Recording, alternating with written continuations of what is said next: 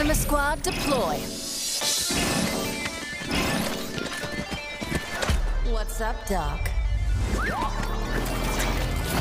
I'll bring swift death. Impure fools. Let's see what you're made of.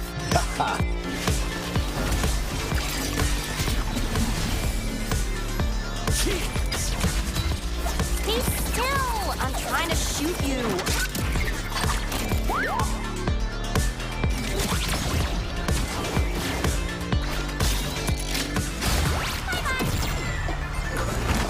All right, now we're hopping.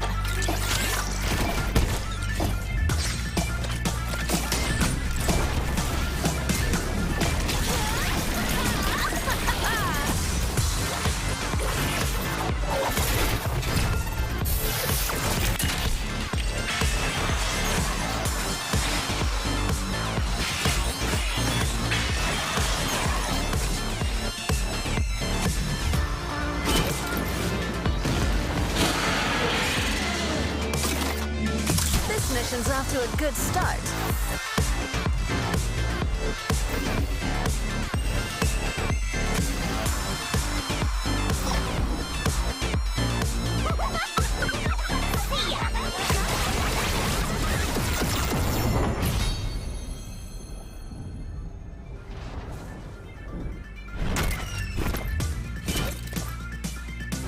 Hey, Fishbones! Should we blow something up?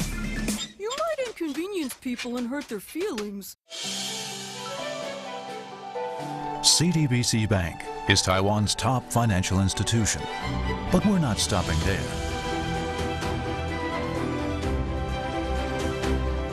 We're crafting an international brand and already have over 260 outlets in 14 countries. We are by your side, ready to embrace the future.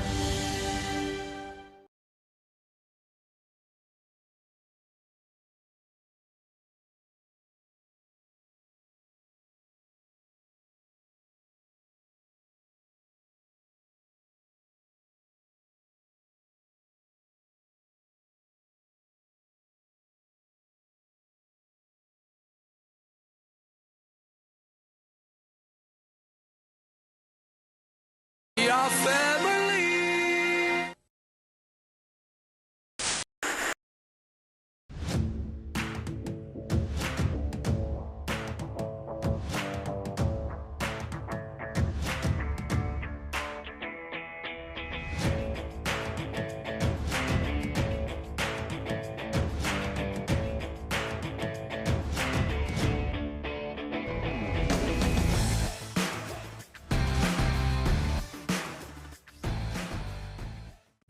Enemy squad deploy. What's up, Doc? I'll bring swift death. Impure fools. Let's see what you're made of.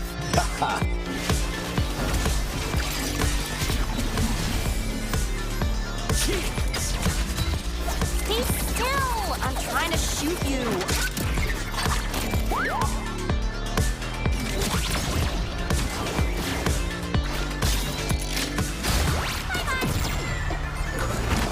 All right, now we're hopping.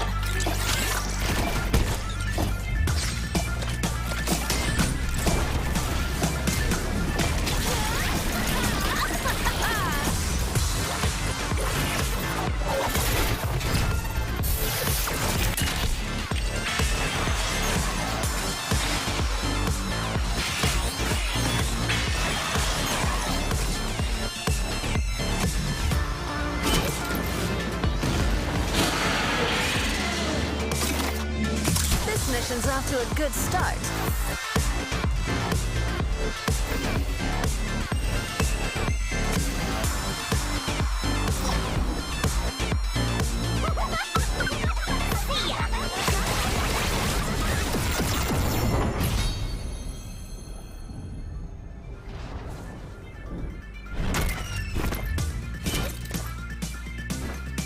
Fishbones, should we blow something up?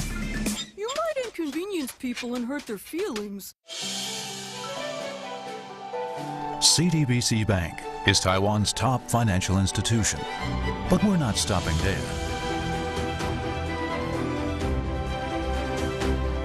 We're crafting an international brand and already have over 260 outlets in 14 countries.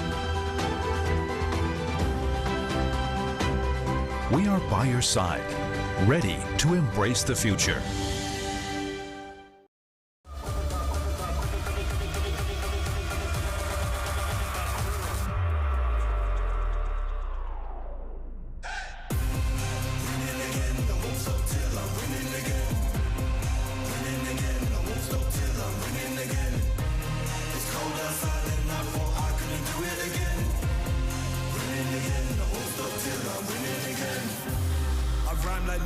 Still my style, you will reimburse me. Plus 30, big hands and they're sturdy. I'm Drew the first, I'm back like anniversary.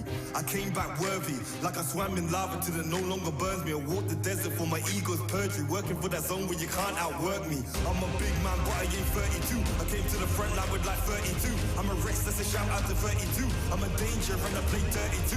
I'm just so 20, 32. Ahead of my time, so I'm hard like broom. Flows the bomb like I shook the room. I stay lit like Christmas and hot like June. Stop till I'm winning again. Winning again. I won't stop till I win.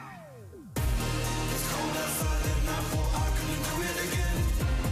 Winning again. I won't stop till I'm winning again. Winning again. I won't stop till I'm winning again. Winning again. I won't stop till I'm winning again. It's cold outside and I thought I couldn't do it again. Winning again. I won't stop till I'm winning again.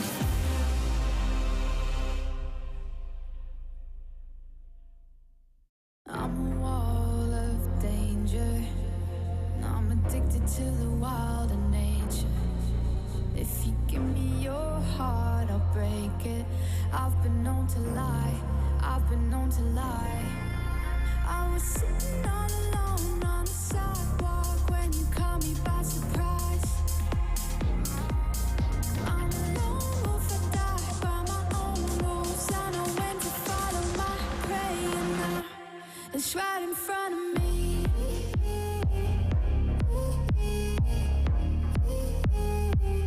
Right in front of me.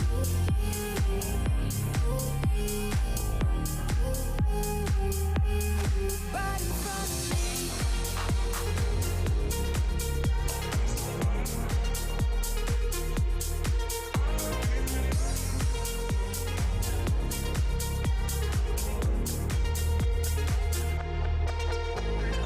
I'm not of the mayhem.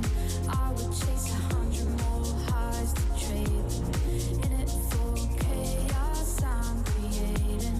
I've been known to lie. I've been known to lie. I was sitting all alone on the sidewalk when you caught me by surprise. I'm a lone wolf, I die by my own rules. I know when to follow my prey, and now it's right in front of me.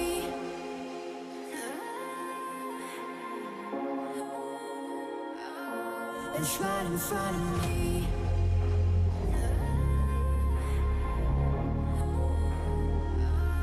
It's right in front of me.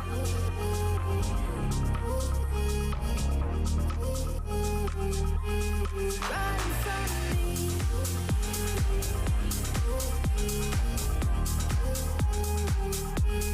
Right in front of me.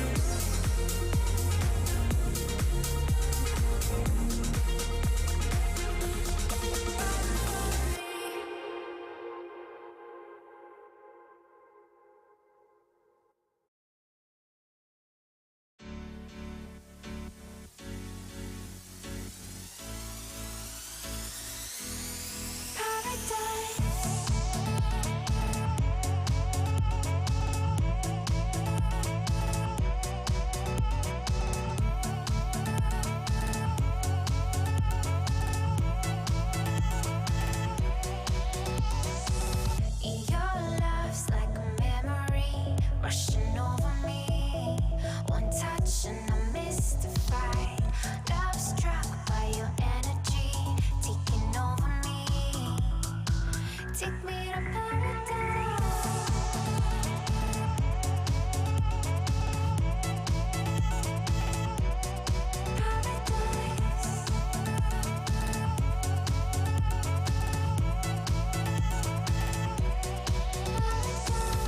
Two hearts rolling the dice over candlelight.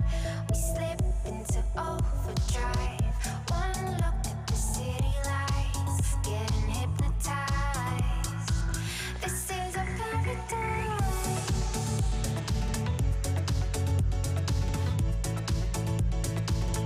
Our paradise.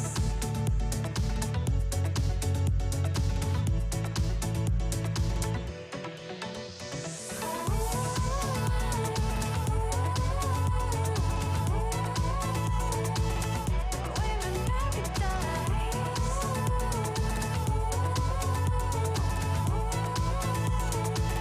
Oh, we're in paradise.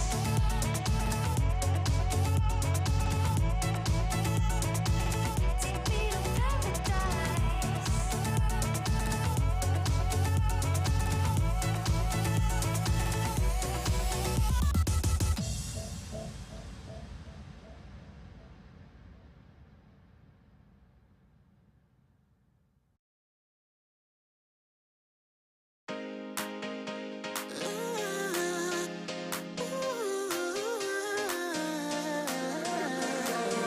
From the moment I met you, you found my weakness from the start. Our hearts just connected. The best adventures never planned. Is this true love? I surrender. I spill love. Is this true love? I surrender. I spill love. Something about you, I can hide it. I fell for you from the start. Something about you, good things happen. I fell for you from the start. Something about you, something about you, something about you, something about you. Once in a lifetime, I love falling from the stars. With grace, our mistakes, you hold me but fall apart. Is this true love? I surrender. I spill love. Is this true love? I surrender. I spill love. Something about you, I can hide it. I fell for you from the start. Something about you, good things happen. I fell for you from the start. Something about you, something about you, something about you,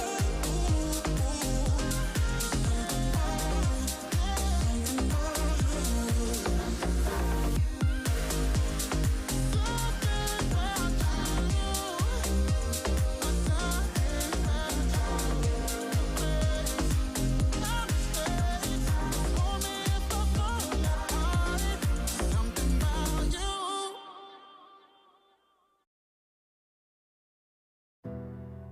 I just came here and I haven't thought this through. Heart on my sleeve, ready to bleed. Wish I had another drink, then I'd have left it. Instead we're gonna go to the brink. Don't you think that we should forget it?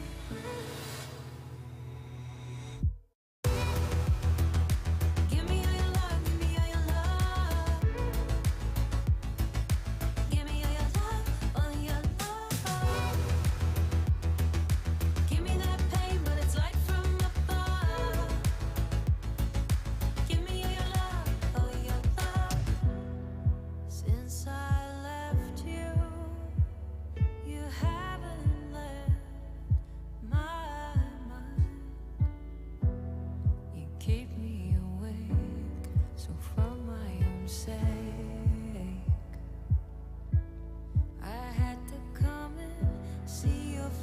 memories can't erase you anyway. So here we go again, touch your skin, pull me in, you and me, head swimming.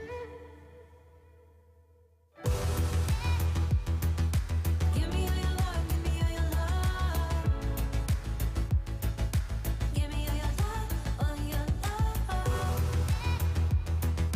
Give me that touch, give me strength from above. Give me all your love, all your love.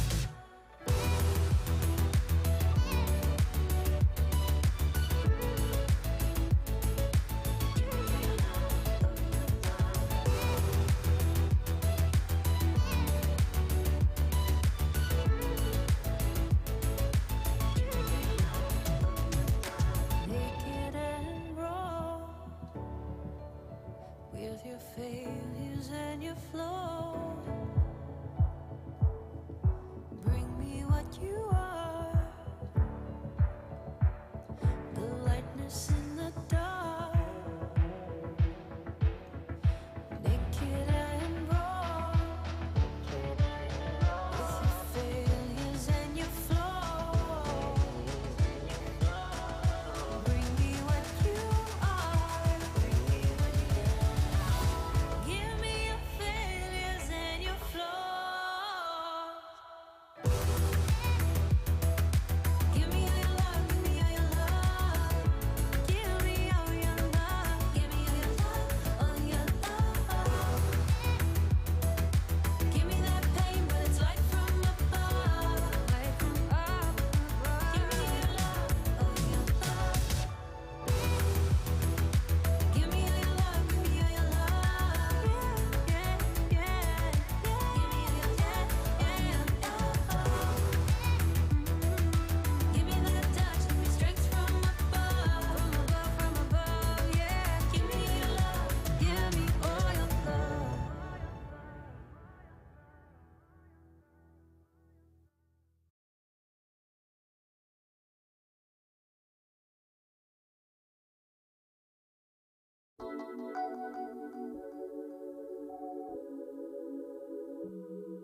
Yeah. Ich glaub, die Chancen stehen gut, dass wir morgen nicht mehr wissen, was wir heute gemacht haben. Ja, der Boost in meinem Blut killt den Blues ab. Ufer ist zu laut für die Nachbarn. Und ich füll noch was nach. Kühles im Glas und es wärmt mich von innen.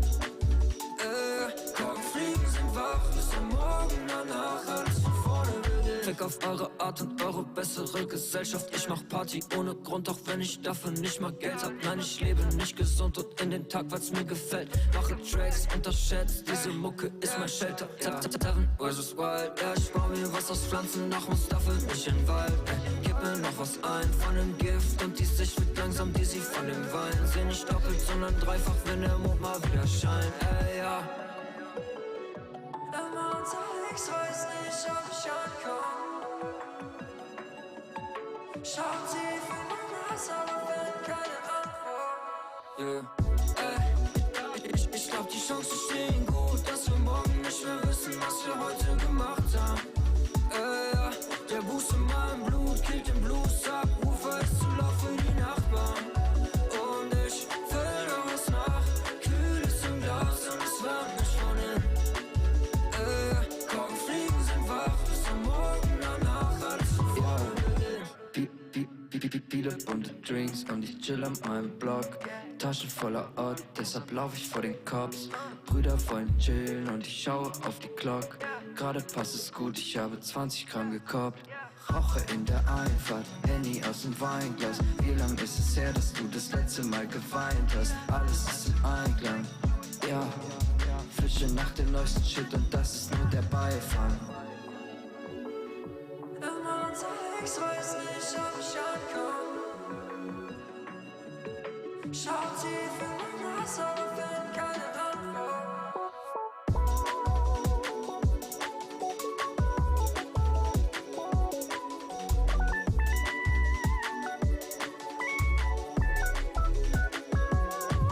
Und ich füll noch was nach. Kühles im Glas und es wärmt mich von innen.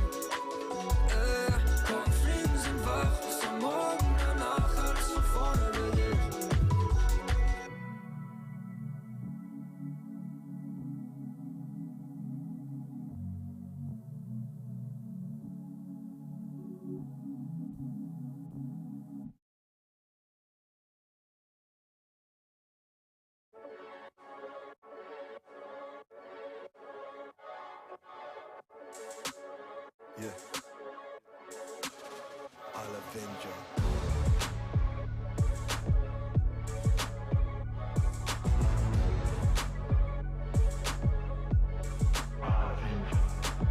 It's not long till I evolve to what I'm meant to be. Hometown prophecy, London reinvented me. Elitists do it properly.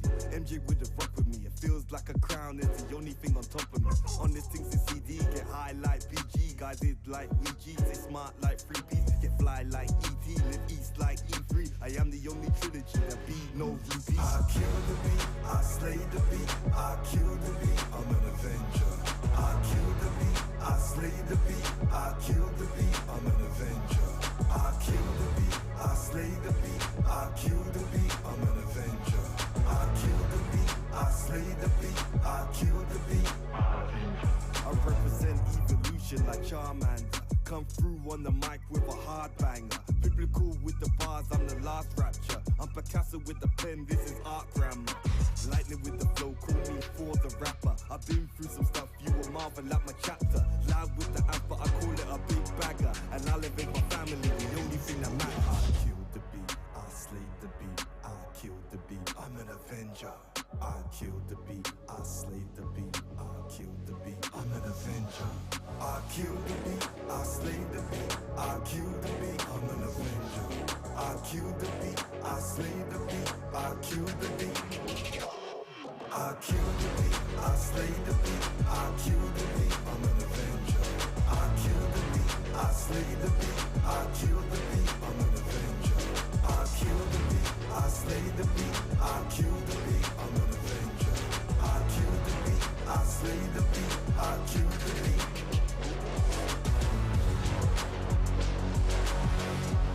I'm an avenger. I'm an avenger.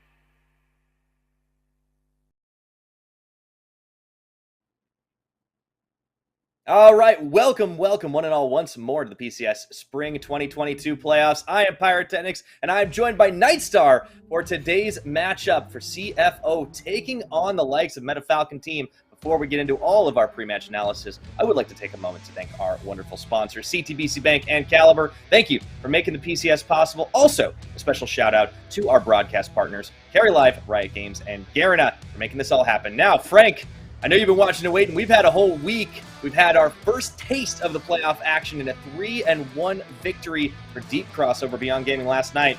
Now CFO taking on the 6th seed Meta Falcon team, the upstarts. See if they can pull an upset.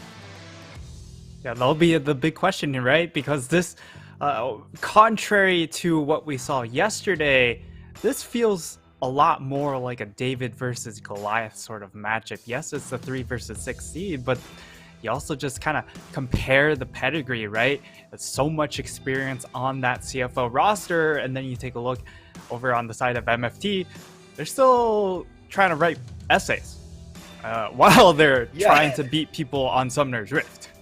I mean, you're not wrong. Literally, they're still university students, and it's incredible to see where they've been able to get to in this league at the same time. And obviously, there is, as you mentioned, a pretty significant gap in the pedigree that both of these teams bring to the table. But CFO also kind of earned their way up to this particular seed by way of pulling off a pretty impressive tiebreaker performance of the likes of Deep Cross. That made all the difference, right? Yesterday, it was 4 versus 5. It was a closer matchup on paper, even though it ended up being a 3-1. Today, I think even a single win on the board for MFT, but maybe they can do even more than that. Let's take a look at our playoff bracket and how things have shaken out so far. Deep Cross, as we mentioned, got the first victory over Megabank Beyond Gaming. They go on to face off against PSG next Friday, April the 8th. But for today, we got CFO versus MetaFalcon team. The winner takes on J-Team, and the loser does drop down to face off against Frank Esports in the lower bracket. Now, a little bit of a change-up for those of you familiar to the PCS in previous splits. It is all best of 5. So you see that 3-1, that's not a typo. It is best of 5s all the way through. Yeah, and that makes these series very, very exciting and also possibly very grueling, right? If you are going to make a lower bracket run, that's so many extra games you do have to play through. And it also means that there's a lot of extra tape on you if you are able to make that climb. So you just kind of want to win 5-head through the upper bracket, because it's a lot less stressful, because if you look at the dates for that next match, it is tomorrow that you would play against Frank Esports, right? Whereas if you win today, you have that extra 6 days to prepare for next week's matchup. Yeah, that does make all the difference. Even if you have a second chance, having to play back-to-back best of 5 is tough. It doesn't really matter what your opponent is. So for both of these teams, it will mean a lot to move on to the next one. CFO, I think while the pressure may be on them, they also certainly have the favoritism going for them this time around. For MetaFalcon team, the squad coming out of university, they did retool a little bit. They made a couple of changes. They brought in Renhao as the primary support. They will be, of course, playing with him today and have been since pretty much midway through the split. On the opposite side, CFO, they retooled a bit themselves, Nightstar, after having Atlan in the roster for most of the split. They bring in Shun off the bench. First time we get to see this guy, and he's already slotted in well to the lane dominant style that Flying Oyster have brought to bear. Let's take a look at that full roster, kicking things off today. In addition to the players we mentioned, we also have the coaching squad, Kayamanachi, to lead this team, they hope, to victory. Yeah, and for CFO, this was a team that felt like they were lacking a little bit of identity during the early parts of the game. They weren't sure who to actually play through, which is why I liked the swap to bring in Shun. Shun has shown that he is willing to play super aggressive, and that's allowed them to have an avenue of attack during the early phases, be able to just, all right, if we want to make plays, we can make plays towards that bottom lane, because when it comes to their solo laners do kind of like to just keep things in isolation, not have things too volatile. Yeah, it is interesting. It's kind of an all-star roster, but a lot of these players like to play individually and try to roll through their own lanes without necessarily a whole lot of help. Gemini has taken on so much more of an enabling role in this split, and it did seem like for a while the team struggled to figure out where to put him. He was almost superfluous. But as the league's premier Lee Sin main, he's definitely found a home, helping Shun move forward to the bottom lane, helping CFO to sharpen their point on that really dominating lane kingdom style that they've become known for. But there's no slouches really anywhere on this squad. I mean, you look at the talent and the experience that they all bring. Rest, Gemini, Mission, all very tough opponents. And of course, the upstarts facing off against them today will be MetaFalcon team. It is Taco in the top lane, the 665 in the jungle, Wen in the mid, Whale and Renhao rounding out the bottom side. And of course, The coaching staff is definitely the most experienced. Yes, that is Firefox on that coaching staff. So you have to think that this team has taken some time to prepare some very specific strategies to bring to bear against CFO. Yeah, and it felt like during the season they were a little bit one-dimensional with their strategies, and I'm not sure if that was whether or not like, hey, let's just try and refine this one style, or if it was more of a we don't necessarily have all the free time in the world because we are trying to balance playing at both a professional level and also trying to get our degree, which can be a little bit difficult to do at the same time since both are very time consuming. But here we are into the stats comparison. It is going to be that mid lane matchup, and for both of these mid laners, it has to be the Galio pick that's going to be the focus in our drafts for this series. 100%. They both love to play the Galio. For Mission, it seems to almost be like another carry for him. We've seen him just delete people with Winds of War, but he certainly uses it to great effect for roaming, getting around the map, and setting up plays for his team. Whereas for Wen, the strategy is similar, but instead of being a damage-dealing threat, he really is part of the Wombo combo initiation that MFT have brought against a number of teams, and they have had a decent level of success. That's why they have this number 6 seed into the playoffs. I think this is a team that, you mentioned them being a little bit one-dimensional, and that was the one dimension. Let's see if they can stretch out a little bit more. I still think the Galio will play a pivotal role in this pick ban. Yeah, absolutely. And another one of those big numbers that kind of stand out, besides the gold difference at 15, is that jungle proximity, right? And for Mission, he's only had Gemini around for about 15% of the time, but Gemini has been extremely efficient with that time mid, whereas for MFT, they kind of need 665 and Wen to constantly play together to actually be able to enable the rest of the squad. Yeah, that's something that MFT really need to get online early, and it's going to be tough to survive out against this brutal laning phase that CFO can bring. Into the picks and bans we go, however, for game number 1 here of our playoffs. CFO versus Meta Falcon team. Diana banned away from 665, sort of the quintessential carry jungle on that side of the team. Galio actually banned up by CFO themselves, and also the Syndra Respect banned away from Mission. So Mission is going to have to go onto a different prio. Orianna still available. Not sure if that will draw a ban here from the Meta Falcon team. Yeah, and I think the Orianna is certainly a pick that MFT really need to look at and evaluate. Maybe they do go ahead and ban it away during the ban phase, but in game number 1, it's kind of fine to leave up some of these picks just to kind of test the water here. And they've opted to say, hey, you know, the Syndra and this Lee Sin, both of these champions are a lot more important for us to take away than that Orianna. And now for CFO, they have a couple of options, right? They can look to lock in the Jinx first pick, or they could go ahead, lock in something.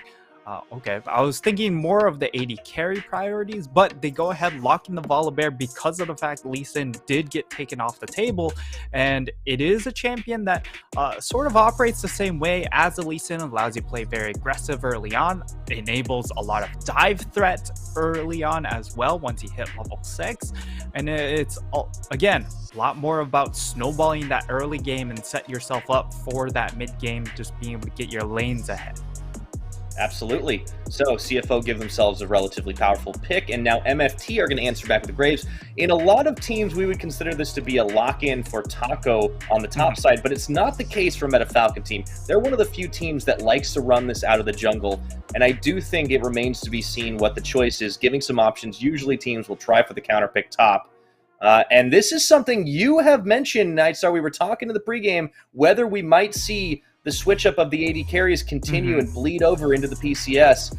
Misfortune locked in as a blind pick to try and deter the Xayah matchup. Yeah, and this was a pick I really wanted to see come out from MFT, just because of the fact that they're going to have to rely on a lot of these Wombo types of compositions, and MF is certainly one of those champions down in that bot lane that can enable that.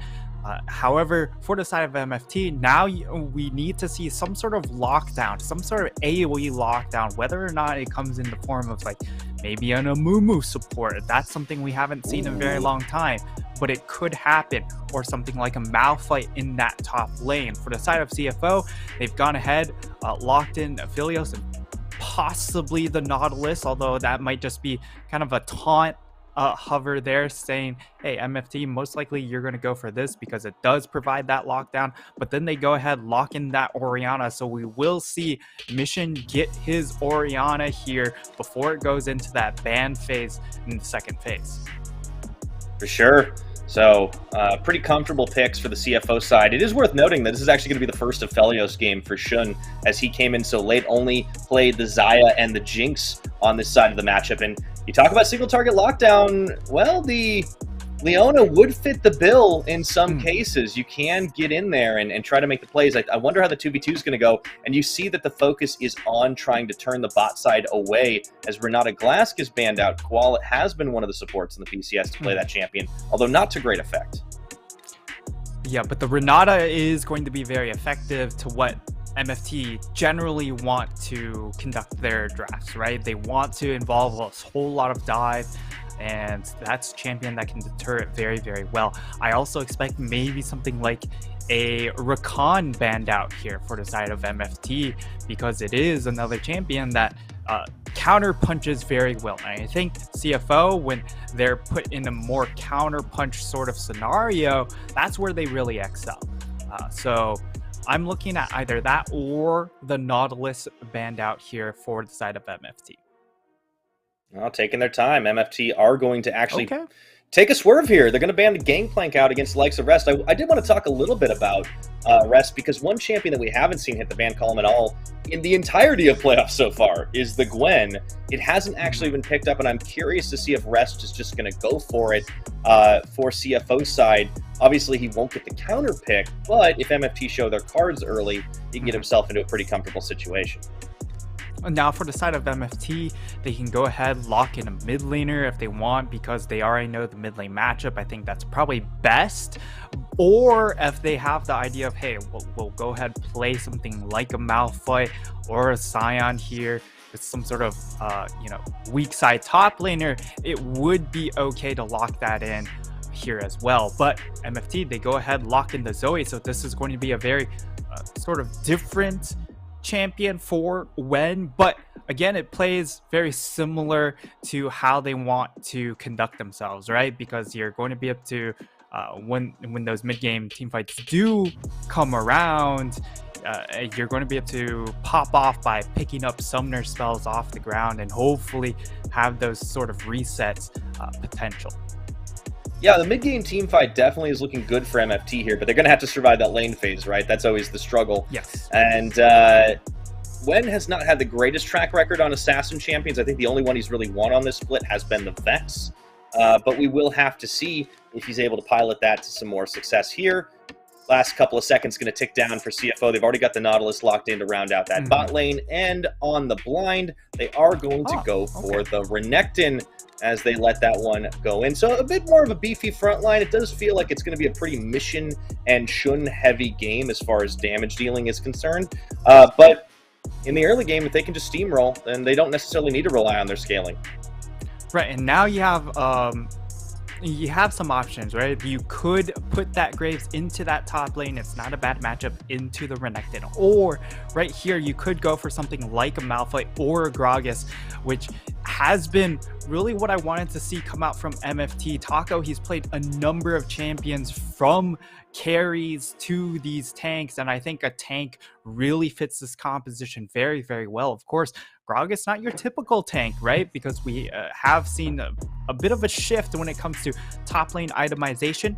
It's been more of the Everfrost first item into full tank. We'll see what kind of flair he brings out this time around. I fully expect that to be the case, and it gives you a lot more oomph in that mid game, right? Because that first item power spike brings a little bit more magic damage, and it gives you a lot of utility in being able to lock people down with that Everfrost.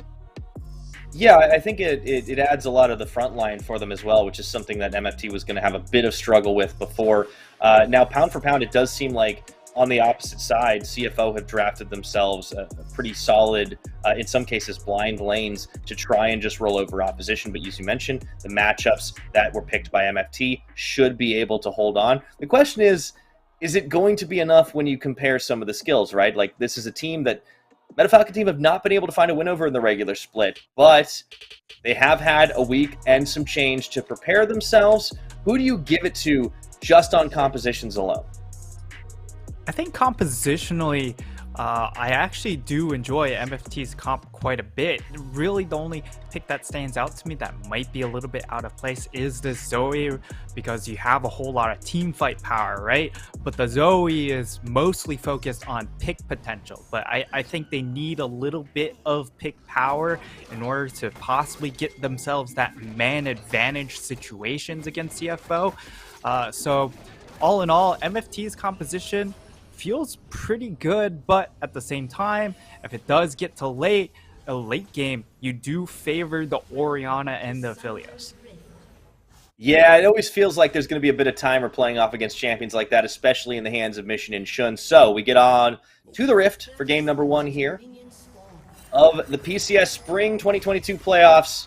Still round 1, best of 5s this year. And CTBC Flying Oyster, number 3 seed, looking to find an early win up against the likes of the number 6 seed. The winner of this series will go on to face off against J-Team. The loser drops down, face off against Frank Esports in the lower bracket. But for MFT, yeah, if they can survive the lane phase, that's always a good strategy to beat CFO. This is what teams have been able to do. No early game shenanigans. I'm really curious about this mid lane, especially Nightstar, because yeah, when has been a bit of a toss-up, and Mission is on an extremely comfortable champion. He kind of plays Orianna a bit like a carry, even in the laning phase, and part of that's just the experience, right? I mean, Mission has been a professional League of Legends player for so many years now. Going back to subbing for high-pay Assassins in 2014. And you compare that to Wen, who's basically a rookie. Yes, he's had a game on Hong Kong Attitude last year, but, like, it doesn't count. It doesn't count. He's a rookie in my mind.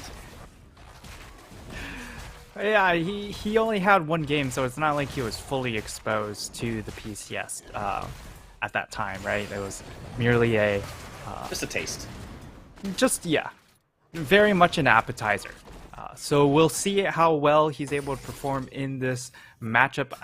If he does all right, I think that increases MFT's chances considerably, because the main issue is if Wen does fall a little bit too far behind, or if he demands too much jungle support attention, that these side lanes end up kind of falling apart because you need to prop up Wen a little bit too hard.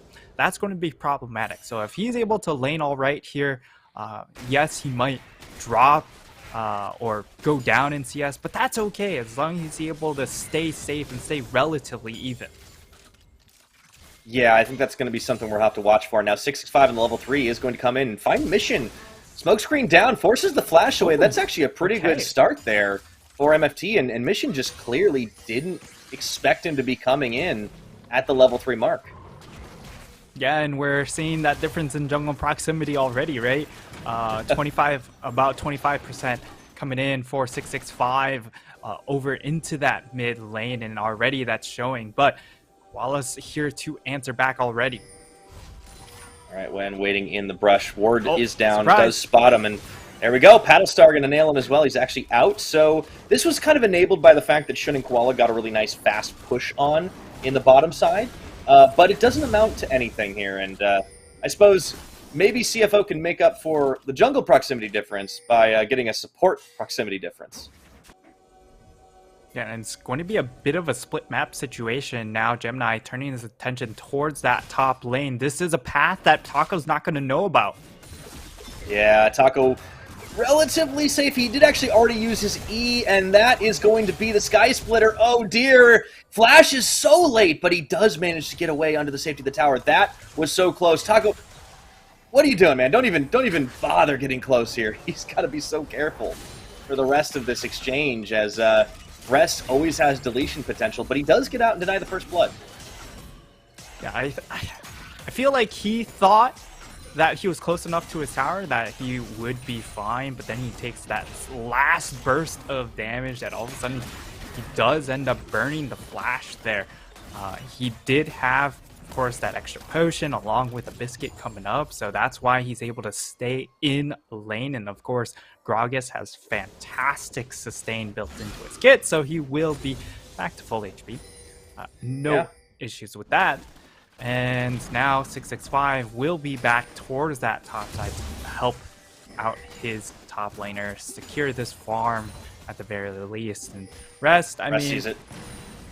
Yeah, he's gonna spot out 665. And for the most part, though, MFT, first 5 minutes, not too shabby with how things are turning out. Yeah, every team that plays against CFO needs to try and survive out a landing phase. So yeah, not giving up first blood in 5 minutes, not bad. You actually trade flashes, one in the mid lane versus the one up in the top, overall in the jungle roams. But Gemini kind of got moving real quickly. You even saw him making a move towards bottom lane as he picked up the early Lucidity boots, and he's going to be able to move through the map a lot quicker than 665, who's still running barefoot, actually, as he's going for a more damage-oriented build. Of course, 665 is more of the carry jungle style anyways, so we'll see if he takes a trip down bot here.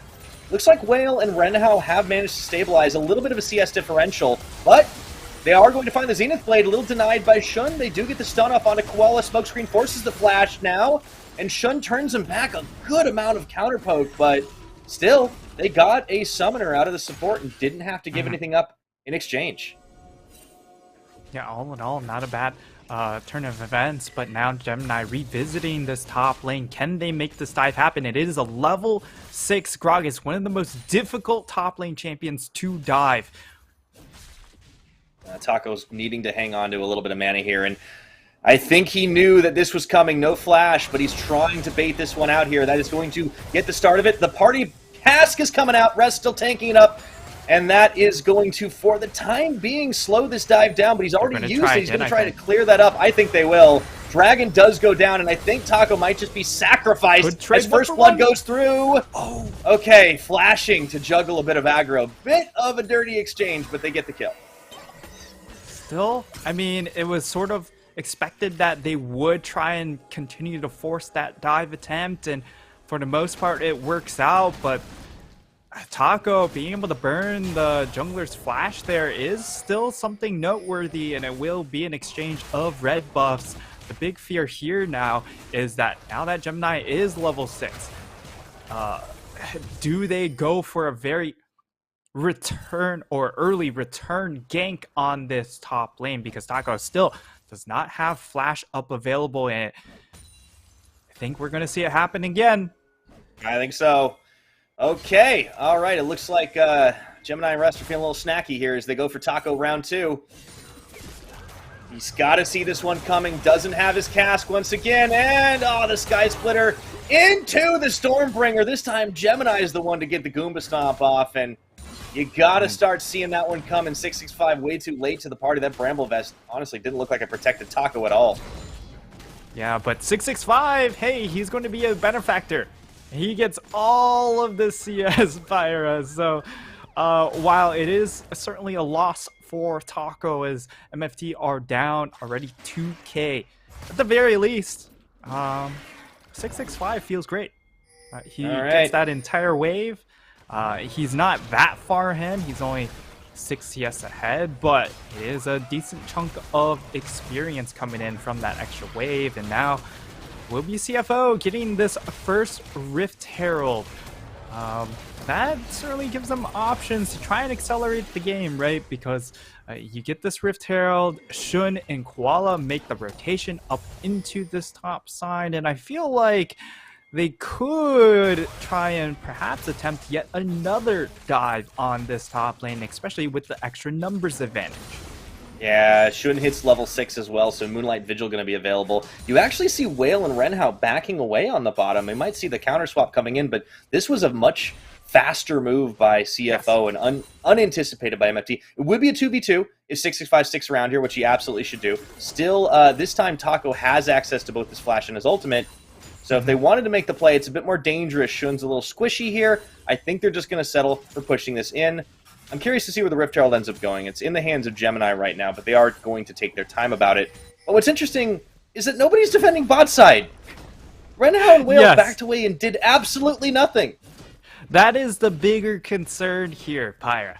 That they went for the reset, and then they decided that Whale was going to go back bottom, but they decided so late that Rest already farmed himself 2 plates down in that bottom lane, whereas on the flip side, like, I'm perfectly fine with Renhao making that rotation, but apparently they thought Whale had to be there as well, and it ends up just kind of sacking some golden EXP down in that bottom lane, and they also give up those extra plates. So all in all, CFO went out big time, although the gold doesn't necessarily stretch out too far, right? They probably only gained about 200 gold advantage from that exchange, but all eyes are on this next dragon because of the power spike CFO already have. You look at that top lane, like, this is already a hull breaker.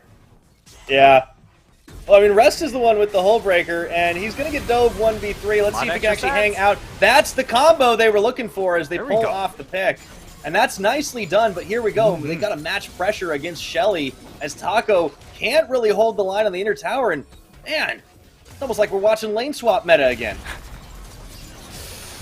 Oh, but the big problem with lane swap meta was the fact that if your bot lane isn't able to answer with turret pressure of their own, the team that swapped up in the top side, like, they just get massive advantages. So that's what it looks like it's going to be right now for the side of CFO and MFT. They will be able to break this tower at the very least, but they aren't going to be able to get a tier 2. So while the gold is somewhat okay, and I mean, you're perfectly fine sacking a little bit of gold onto Aatrox, right? Because from the build, it looks like he's probably just going to spec straight into full tank. But look at the power spikes at this point, Nightstar. You've got Shun picking up an 11-minute Gale Force. He hasn't even finished his coal yet. And all those plates bought him so much more, so they actually are going to have an opportunity to really throw their weight around. He's actually going down to the bottom side and cleaning up the farm here. So despite the fact that Whale hasn't really been far behind and actually is doing pretty good with the kill, it does feel like CFO can dictate the tempo for a while. Drake stack not going to be as big early on because the first one was taken by Meta Falcon team, but this second, should CFO want it, seems pretty free, although Meta Falcon team are actually kind of hot on the heels right now. 665 and Renhao coming in. Just going to have to settle to ward this down. Yeah, it's 12 minutes in, though, so we still don't have Unleashed teleport. So if they want to come in with a teleport from Taco, he's going to have to teleport to a tower here. So he's just going to walk his way in, and that's a huge ultimate burn. Gemini burning that ultimate early on gives them so much positioning advantage for the side of MFT. And now, looks like they're going to be able to secure themselves this second dragon unless Gemini jumps over.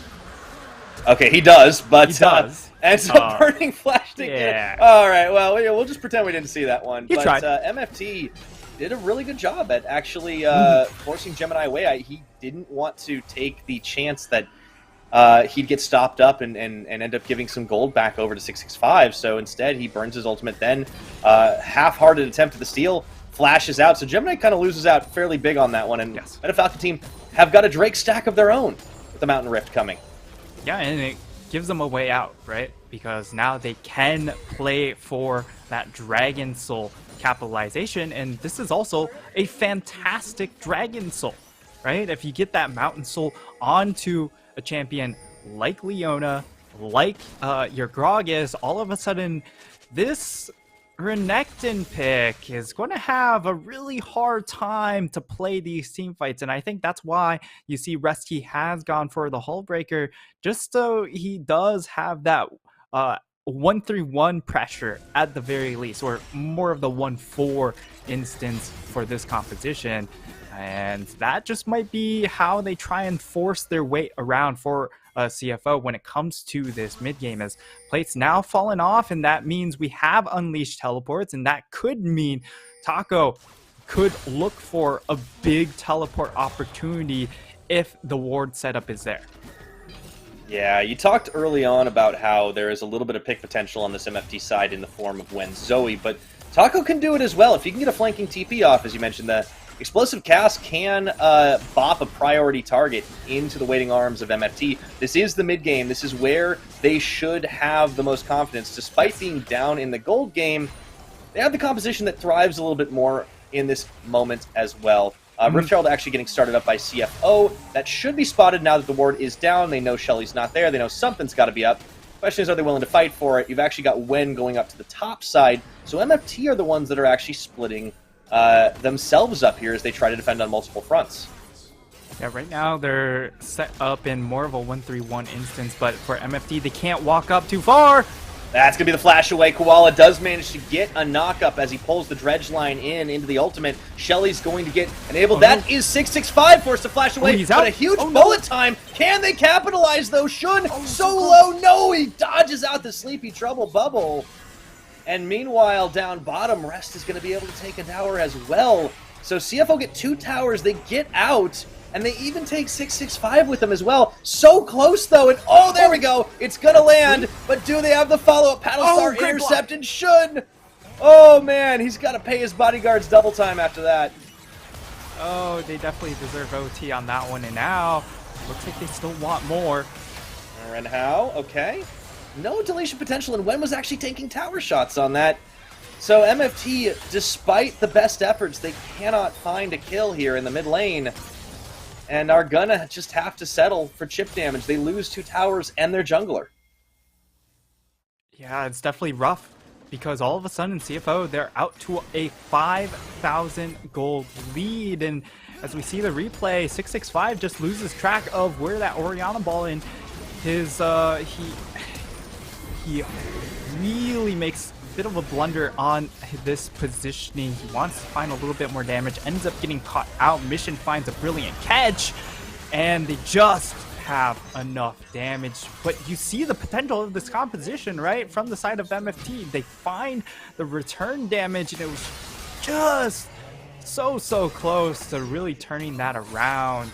They even find that Sleepy Trouble bubble at the very end, but great heads up coming in from the jungle support of CFO to be able to block the Paddlestar afterwards.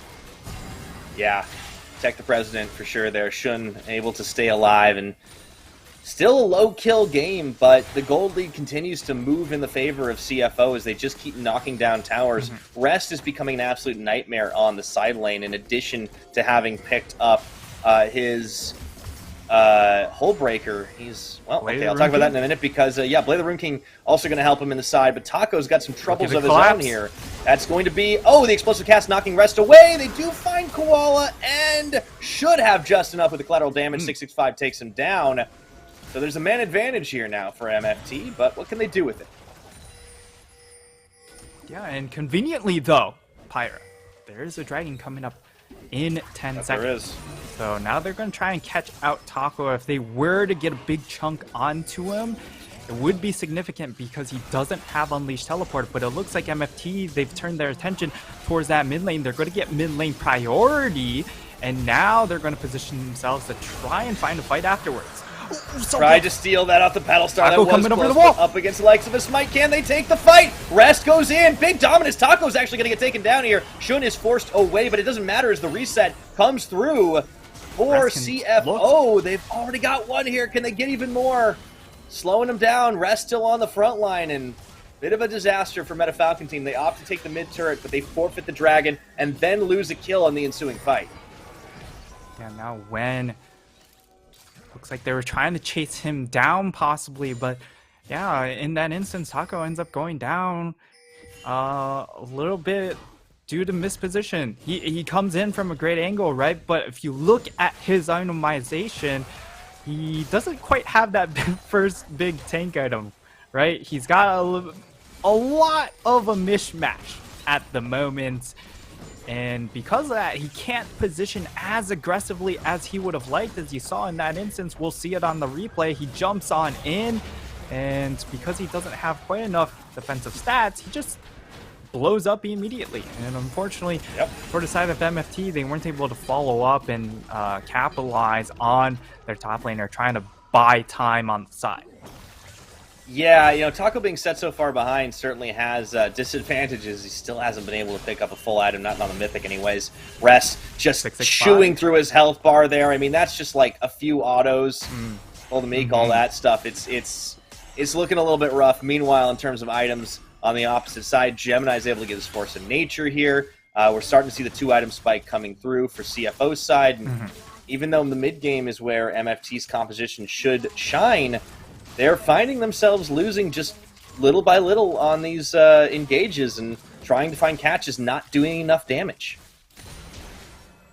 Yeah, and now, I mean, CFO, they get themselves that first mountain, so that's going to slow things down as far as dragon stacking goes for the side of MFT, and that's big, right? Because if you are able to deny Mountain Soul, that increases your chances so much. And Mountain Soul's not too shabby for them as well, because on the flip side for MFT, they are running double lethality carries, which means that the extra resistance bonuses are going to be even more impactful for them to cancel out a lot of this lethality coming out from the MF and the Graves.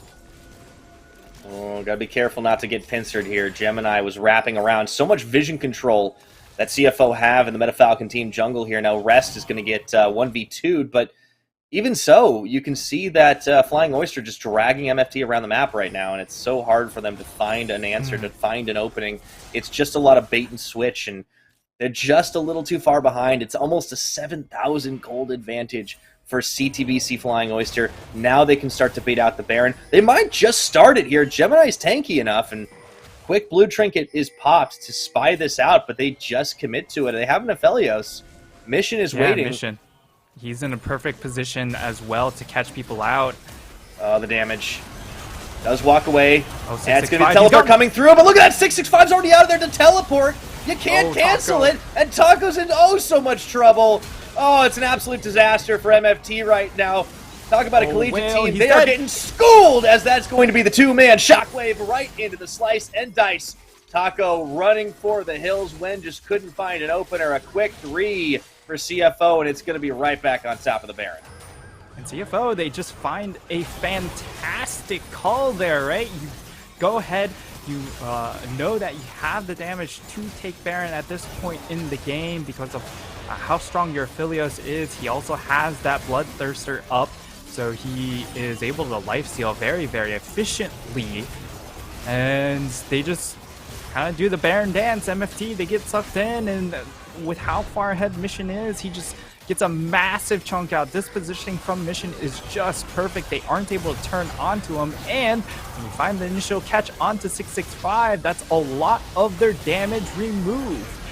And then the teleport coming in from both of these top laners, like when he's not in a position quite yet to help out. Look at how late he shows up to the fight, and by the time he does show up, he's not with his team, and the fight's already over. We were talking about the Zoe pick and questioning what it was going to be able to do, trying to get picks. He just has been denied pretty consistently here, as CFO just identified that that's a possible threat in those skirmish situations. But their 5v5s have been so much better. Really good flanking teleport there for Rest. He just corrals the rest of MFT in, and now completely zoned away. Man. Sure, they get the Mountain Dragon, but they're losing an inner tower. They might even lose an inhib turret. Yeah, it's just a complete outplay coming in from the side of CFO. They just immediately run straight mid.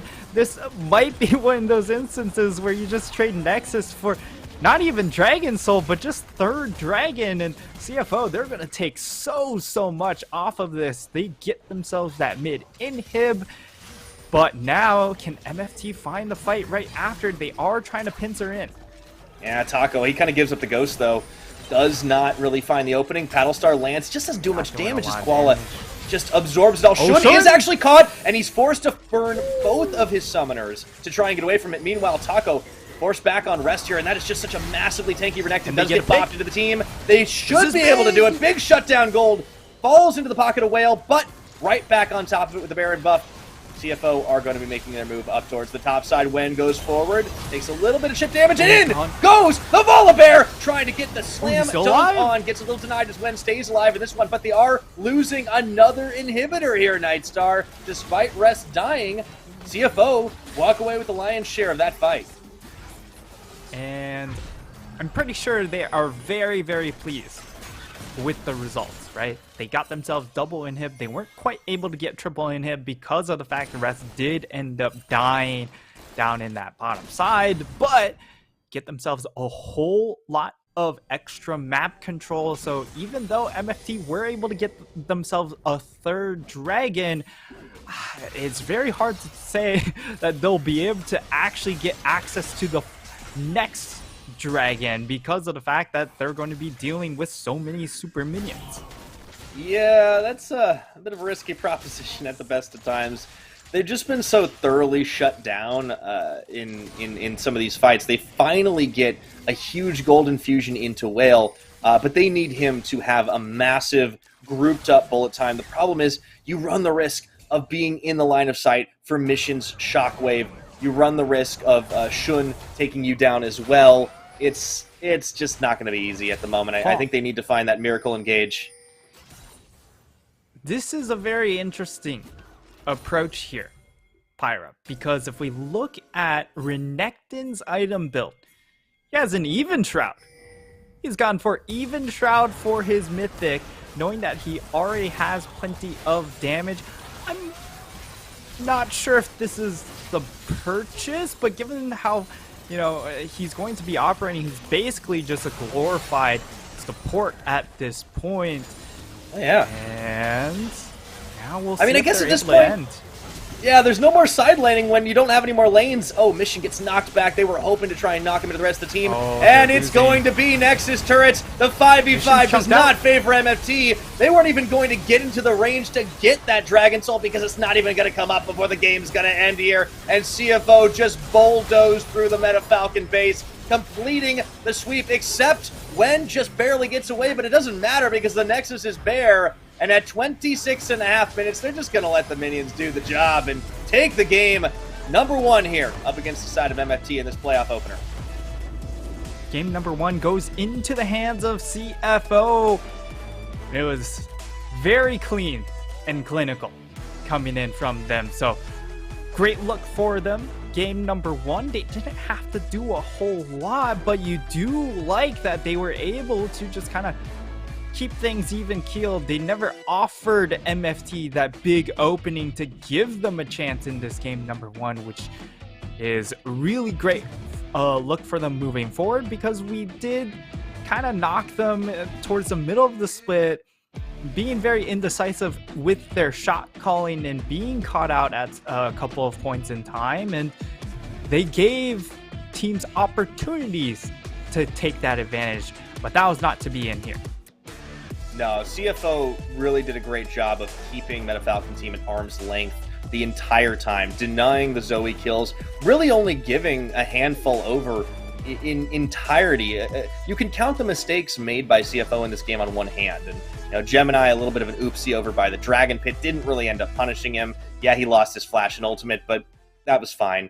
So it was a really good start here for CFO. It was, as you said, very clean and clinical. The Even Shroud Renekton comes in the end because, well, you know, you might as well just, when you're living in the base, you don't really need to worry about side laning as much anymore, or trying to get the extra damage out. And just a straight up 5v5 was all it took to close things out. CFO looking great in that game number one, and Meta Falcon team, they're going to have to try something different because it wasn't the draft that sunk them. It was certainly the inability to execute kills. Yeah, and the rotational play coming in from Wen in particular was a little bit behind when it came to everyone else, right? They were all there ready to fight, and Wen would be lagging behind 10-15 seconds, so that was a big issue. But I mean, regarding draft, I didn't have that big of an issue with this MFT draft, so we'll see how they change things up. Maybe they go back towards the Rise, right? Because that is a pick that can gap close to the rest of the team a little bit faster than something like a Zoe. And also, what do we do about this Orianna pick, right? Because we left it up in game 1 to test the waters, and I think we might need to ban it away in game number 2. Yeah, and the Syndra and potentially the Galio. They will have side selection for game number 2 as a result of that loss, so we'll see if they flip it over, go to blue side. We'll, of course, find out on the other side of the break. But, yeah, I think CFO, they feel pretty confident. They didn't have to show too many cards in all of that. Got themselves some fairly favorable picks, and the blind matchups worked out well. And at the end of the day, it kind of felt like map diff. It kind of felt like hands diff in a few cases. Yeah, and I mean, it was just CFO being able to execute around what they needed to do. They had some early ganks up on the top side because of 665. Wanted to just say, all right, if you want to split the map, I'll take the handshake. So he ended up playing a lot more towards farming that bot side jungle, and Gemini was very willing to go ahead and dive Taco. That early advantage given over to the Renekton was really utilized very well in gaining split map pressure, which the side of MFT just weren't able to deal with. I do like that we got to see a focus towards top side for CFO, because we did talk about how this was a team that when they had Atlan on the roster kind of struggled to find a lane to play through. And in this instance, they identified they can play through top, they can shut down Taco. He did a decent job at trying to repel the initial gank, but it just kept happening over and over again. And at a certain point, the Gragas just kind of became really, really less than helpful for the side of MFT, and the Renekton was able to just bully him into submission. So this is how the gold game went. It was kind of an elliptical stepladder after a little while, and even though the Misfortune pick did do some solid work there for Whale, it just wasn't enough. I don't think the draft was as much of a problem. I agree with you, Nightstar. I do think that Zoe may have been a bit of a head-scratcher, and I would like to see something that fits a bit more with the team fighting centric composition that Metafalcon team typically like to do, or at least I'd like to see when moving a little faster around the map, because you can't get away with that. Yeah, you certainly can't get away with being a little bit too far behind on the play when you have a champion that doesn't have an easy way to gap close towards the fight. Now, if it was something like a TF, it could be a little bit more excusable, right? Because you can jump a whole lot of distance with your ultimate, but that's not the case for Zoe. We'll see how the draft ends up changing up, but I mean, if MFT decides to swap over to blue side, maybe they take a look at trying to deny away the Orianna first pick themselves. That could be their answer to all of this, but it also opens up for the possible Lucian pick, which Mission has picked up in the past, and it is very good into the Orianna. Yeah, Mission's somebody that you have to be very careful dealing with. You know, that was a matchup that we thought might be a little bloodier just because of the way he plays this Orianna, but it was a much more quiet mid lane. He gets, ganked early on, but he survives, and he earns the MVP award for this game, because when it counted, the shockwaves were right on point. Absolutely. He just played, he had a rough start to the lane phase, right? Because he had to burn that flash early on, but afterwards it was really just a lot of rainbows. Because when it came to those 5v5s, it's so hard to deny the Orianna her pick of the litter, especially a player of Mission's caliber. So very well played from Mission here as he takes away the MVP of game number 1, and I definitely think there will be a lot of attention paid towards Mission in draft starting from game number 2. You have to think that MFT are going to be focusing on that lane, but we'll have to find out on the other side of this break. We will be right back after a few. CTBC Bank is Taiwan's top financial institution, but we're not stopping there.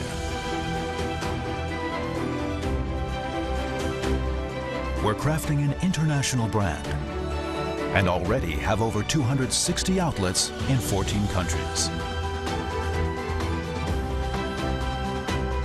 We are by your side, ready to embrace the future.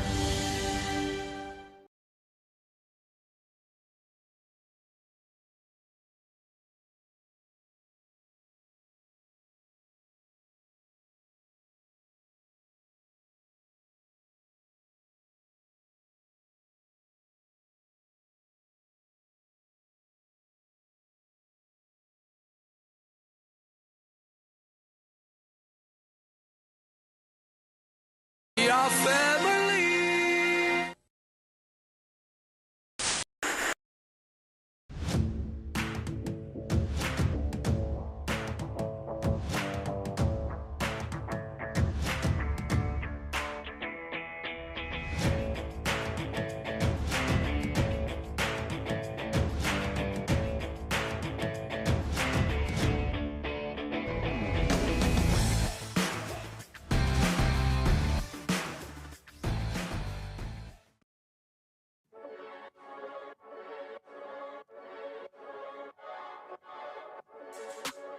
Yeah. I'll avenge you.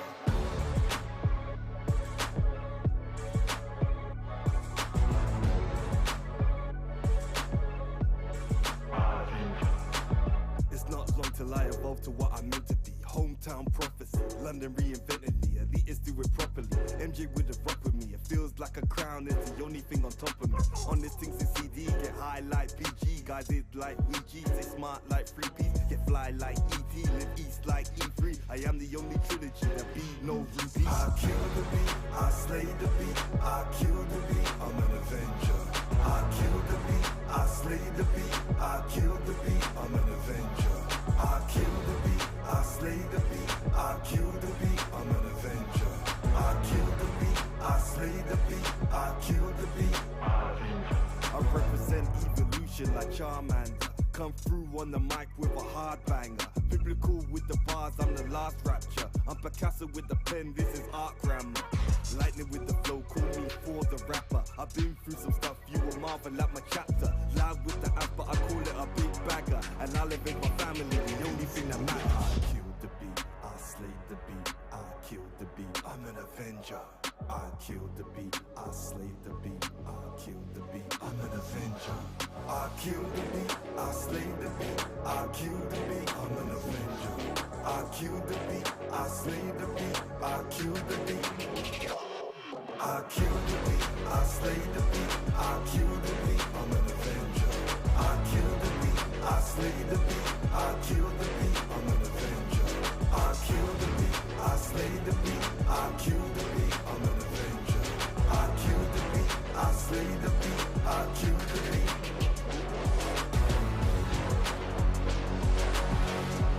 I'm an avenger. I'm an avenger.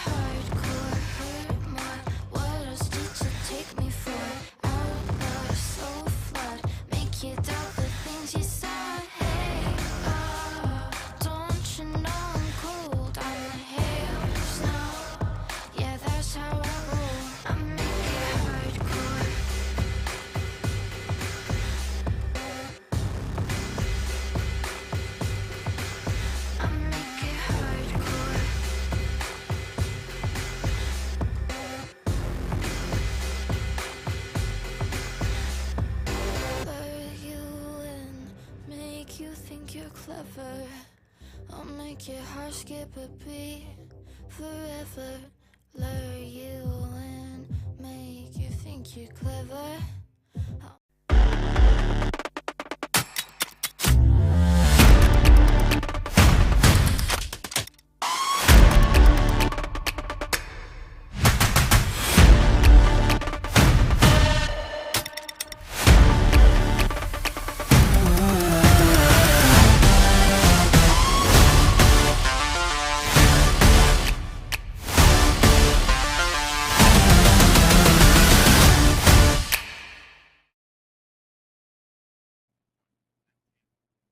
And welcome back to the PCS Spring Playoffs 2022. After a clean and clinical game number 1 here for CTBC Flying Oyster, we'll have to see if they can do it all again or if MFT are going to mix things up on them.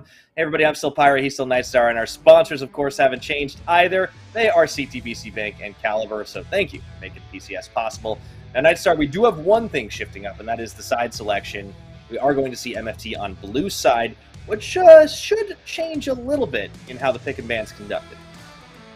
Yeah, this will be a very telling ban phase, because if the side of MFT do go ahead ban away the Zeri, which, you know, is sort of a permaban over on red side, but they've shown a tendency to also ban it on blue side themselves, then, you know, it could be problematic moving forward through the rest of the series.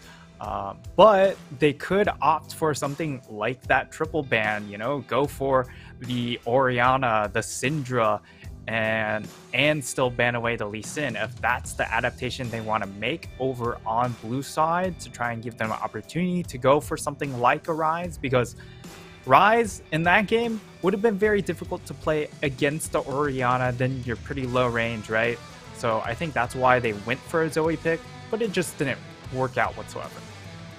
No, and I think it was less about the Zoe in particular, right? It was more about what Wen was doing, and specifically what he wasn't doing, which was rotating well enough with the team. It seemed like MFT were the ones that were on the back foot when trying to make plays for themselves. The lane swap clearly caught them off guard. They brought Renhao and then Whale a little bit late, and that kind of gave some free push for rest. The early game, despite not being particularly bloody, really got out of hand, and I want to see that change here for MFT on the blue side. We'll see if you are correct in your assertion. The Zeri is banned by CFO red side, but MFT are going to start with the Syndra ban. I feel like this is an opportunity to leave the Galio open and go for a first pick if you get it, and then banning out. They do continue to ban the Lee Sin as well. I think banning the Orianna does make a lot of sense here, though. Yeah, and for CFO, they were the ones to go ahead, ban away the Galio last ban phase, but given the fact that they are the ones to ban away the Zeri, it does mean that they have one less ban to work with. So we'll see if they go ahead, throw their attention onto either the Diana or the Galio, which were their other 2 bans in game number 1. Ooh, an Azir ban, interesting. So going to leave the Orianna open for mission, but not trusting that he's going to have that level of wave clear. Okay, so this begs the question, does Wen pick the Orianna up for himself? Yeah, we saw in the previous series, a lot of the pick and ban phase really revolved around the Ahri pick, right? And I think in this game, it's going to revolve a bit around this Orianna pick if they want to go ahead deny it, but they are going to prioritize instead the Graves. So CFO have the opportunity to blind pick the Orianna, and you're not really concerned with Mission having his hands on the Orianna and running into some sort of counter matchup, because he just plays the lane so much better in this instance.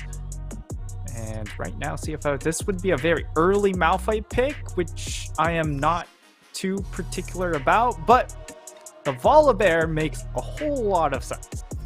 It worked out last time, why not do it again? So, despite the fact that we've had a swap on the side selection, it's the same first couple of picks here, and not showing an AD carry just yet. CFO might have to lock in their support pick. Well, it did pretty well on that Nautilus last time around. There we go. I was wondering if this was going to be a swap up, and it will be the Jinx for Shun a champion he's definitely shown some proficiency on. And we could see the Xayah counter matchup here for Whale. I'm curious to see how it goes, though. Yeah, now for the side of MFT, I would just go back towards either the MF, or if Whale is comfortable on the Xayah pick, that is not too bad as well. But for more of that Wombo style that MFT want to draft for, I would say MF fits the bill more, but Aphelios is an okay option, especially when you already know you're playing into a Volibear, right? He's going to be jumping towards you, and Aphelios is one of the champions that can shred through a mainly HP target like the Volibear very quickly. Yeah, so opting to take the old handshake and locking in the Leona as well. It does feel like MFT has a different sort of prio in their pick band than a lot of other teams. This Graves early, while again technically a flex, probably is going to be 665's choice. And it kind of feels like it didn't really do enough to justify that last time around. I'm curious what they do differently here in Game 2. Yeah, and part of the reason why he wasn't able to find a whole lot of impact in these team fights was just the existence of Orianna, right? The fact that he had to navigate the ball. The one time he tried to get a little bit aggressive with this positioning, he just gets caught out by the Shockwave. And afterwards, you know, being stuck behind when it comes to a lot of your vision control, that makes life very difficult for a low range AD carry like Graves. So he was definitely punished by how far behind they were when it came to map presence and just in sort of like the compositional, how they built up their composition through the draft. Now, CFO into the second phase, they didn't lock in a mid laner, so I would expect MFT to just go ahead and ban away at the very least that Orianna, and maybe even consider a ban towards the Rise. It's a possibility, unless they want to take it for themselves, but they are continuing to throw that Gangplank ban Rest's way. So that's going to be off the table, as is the Tryndamere. Clearly, CFO are fairly convinced that 665 is not going to be, or is going to be the one on the Graves. LeBlanc ban, so far pretty much the same as we've seen in the past. So MFT, question is, does this change here? Do we have the Orianna in the mid? Yeah, I mean, it should be the next target. And MFT don't ban it away, then they have to have something in particular crafted up. They instead ban away the Renekton, so they've kind of deemed like, hey, let's try and take away the options for Rest up in that top side when it comes to blind pick. Right now, CFO are going to be hovering that Zoe pick, but I think they'll just lock in a top laner instead. And for Rest, I mean, he's perfectly comfortable playing something like a Gnar, and okay, it looks like they'll go ahead, lock in the Zoe pick and just say, hey, whatever you were planning on playing, well, we'll just snatch it up, because I think they want to play the Zoe. And if now the Zoe's taken away, where do you go from here? I think MFT, this is pretty much a clear Orianna angle here, because it is one of those team fighting champions, but the Rise left available, also another option that of course when fits his playstyle very much so. And now it's up to this blind pick for Taco. Yeah, this is a curious pick and pan for sure. Mission taking away the Zoe from Wen, and it kind of gives CFO this sort of a pick element to their composition. They have a lot of tools to try and catch somebody out, and you got to be a little bit worried. That's going to be another Gragas, this time blinded, not going to be into a Renekton, but you have to think there's lots of options still here for Rest to play with. We still haven't seen the Gwen facing a lot of prio. Of course, there are other options as well. This Aatrox, technically one of them. I have seen some pop-off Aatrox plays.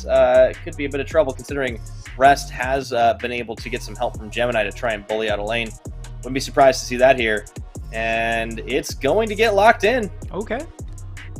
Yeah, and the Aatrox, we haven't seen this pick at all when it came to the regular season. Now we do get to see being played, and it has a nice matchup, of course, into those tanks, right? And Gragas, certainly one of them.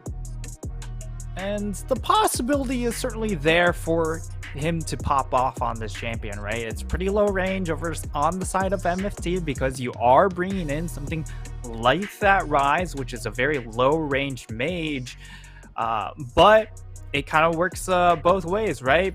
If Aatrox is going to get value, if put behind, is going to be incredibly detrimental to his team because then all of a sudden you play into their range because you don't have a lead and you're just kind of free for the taking. Yeah, it's a little risky, but I think it speaks some confidence for Rest, and obviously Gemini has focused up there in the past. You have to think that Taco should be prepared for it. Question is it going to be enough, right? I mean, 665, can he match the pressure up there? Can he help out? Will they have a different strategy? Because as it stands, CFO have given themselves all the tools to do exactly what they did last time. Mission, of course, pretty solid as a roamer in his career, certainly could do more of that with the Zoe. Yes, it can be matched by the side of Wen, but Wen was a couple steps behind last game. I think MFT are going to need to pick up the pace here. Hopefully they've been studying because it is going to be the midterm exams for them here. If they lose this, they'll drop down to the lower bracket to face off against Frank Esports. Down one game in the series already. Can they answer back, or will it be a 2-0 CFO match point after this? That'll be the big question, right? As we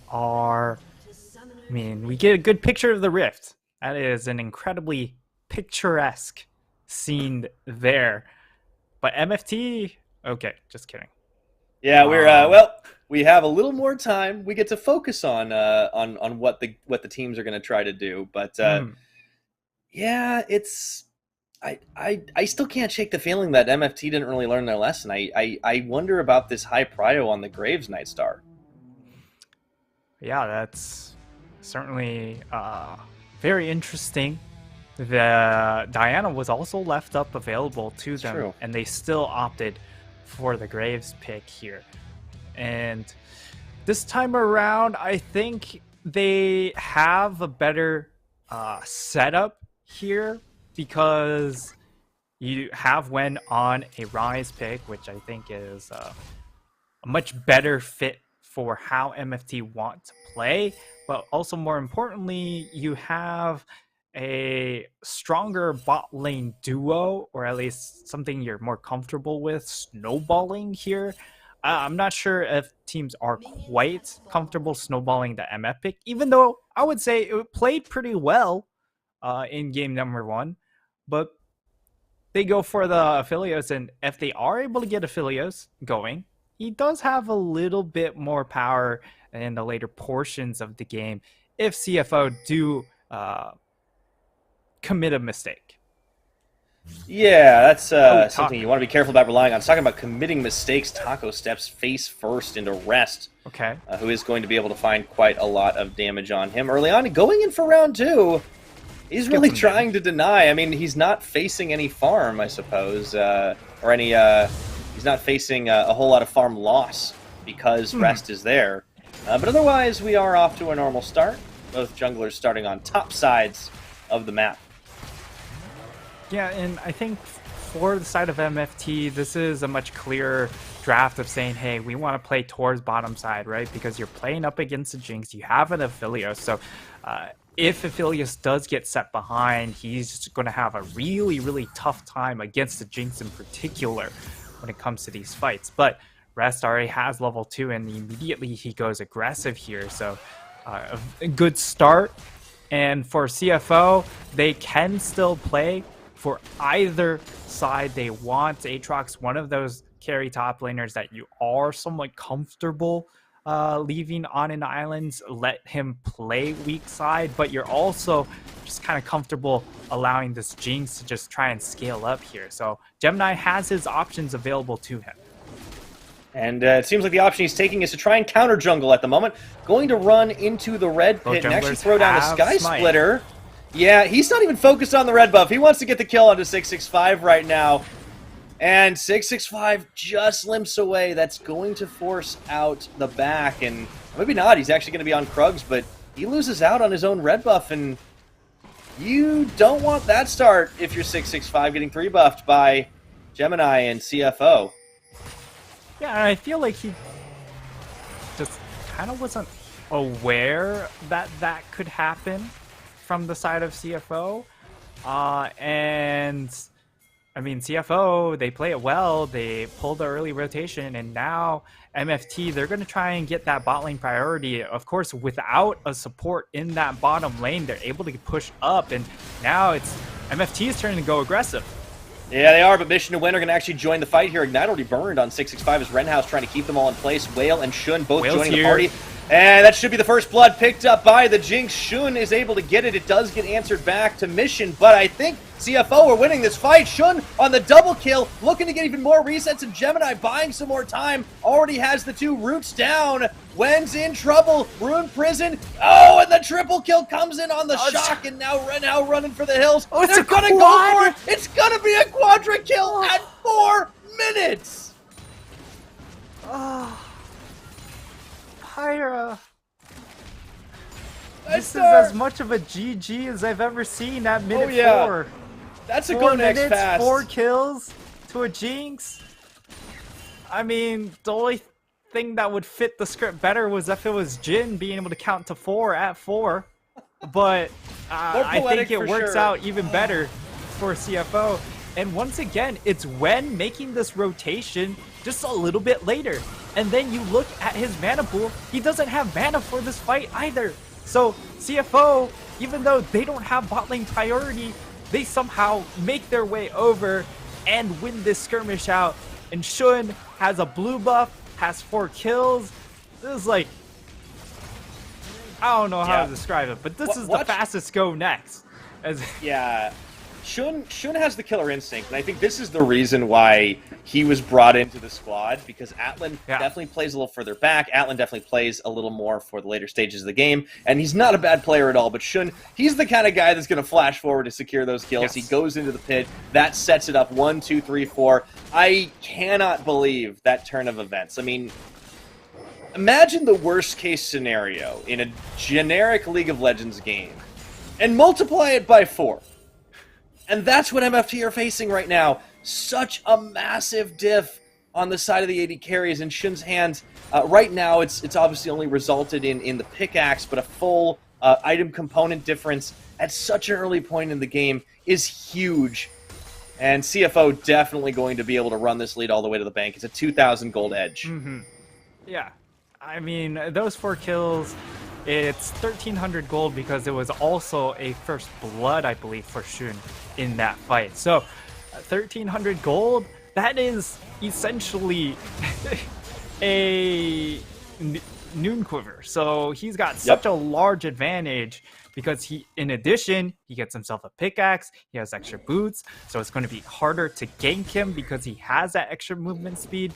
And then you look like he still has a cleanse up, so even if you try and engage onto him because he doesn't have flash, well, they only have one form of CC, and that is the Leona. So he should be fine even with that flash down because of that extra movement speed and the additional cleanse.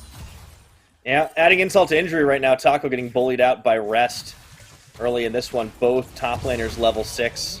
Does have to expend the explosive cask just to stop the push there. And 665 just hasn't been able to bring nearly as much pressure either on this map as Gemini has. And he's looking really good on this Volibear. We hadn't seen him on it in the regular split. But with Lee Sin banned away, he's shown just as much of a preference. That is going to be when walking away as he burns a cleanse, trying to get away from the CP Trouble Bubble, and oh no! He can't take the party portal. It's denied, and Mission claiming a kill with a little help from Gemini, and things are going from bad to worse here for Meta Falcon team. Yeah, it was just way too easy for the side of CFO to go ahead and gank him. He doesn't have that. He doesn't have his flash summoner. And it looks like Koala wants to try and take a fight. Oh, wow! He really got the stretch on that hook right there. That's the rocket. Koala is going to be able to finish the kill on the Ignite. Now into the dive. They do find Renhow for round 2. 665 is way too late to this party. And in the stasis goes Gemini on the stopwatch. They will lose Koala in the aftermath, but it doesn't seem to matter. On top of the kills, Shun is picking up plate after plate in this bottom lane. No. It's what a gone. hook, though. It's gone from terrible to disastrous. It's a calamity. We're gonna run out of words at It's this not point. just a natural disaster. This is just a full-blown calamity. This was so well played coming in from Quad. He uses the dematerializer, throws out the hook. It's a match range hook, so it lands, and then the dive is just on. And the fact that 665 also dies here at the end. Yes, Koala gives his life over afterwards, but you get the extra plate gold. And now it's just another kill in the mid lane. Yeah, 665 coming in, looking for revenge. Maybe he'll find it there on a collateral Okay. damage. He does, forces the flash out. Maybe he gets more than one. No. Okay, so 665 at least this time is able to clean up just a little bit, but it's just the table scraps compared to what CFO were picking up in this game. That's going to be the barrel toss. However, doesn't matter. Taco gets turned again. It's a very quiet lane up top by comparison to the rest of the map, and Mission's getting fed. Shun is 5-0, has a Kraken Slayer at 9 minutes. Nice start. This is quite the hole that MFT are going to have to dig themselves out of. Let's take a look at that play again. Nice pickup onto Wen, but 665 at least got something back. Yeah, he lands the bubble. Wen walks up and offers himself up in a certain degree there. And but great response coming in from 665. At least he's in the vicinity there for that play.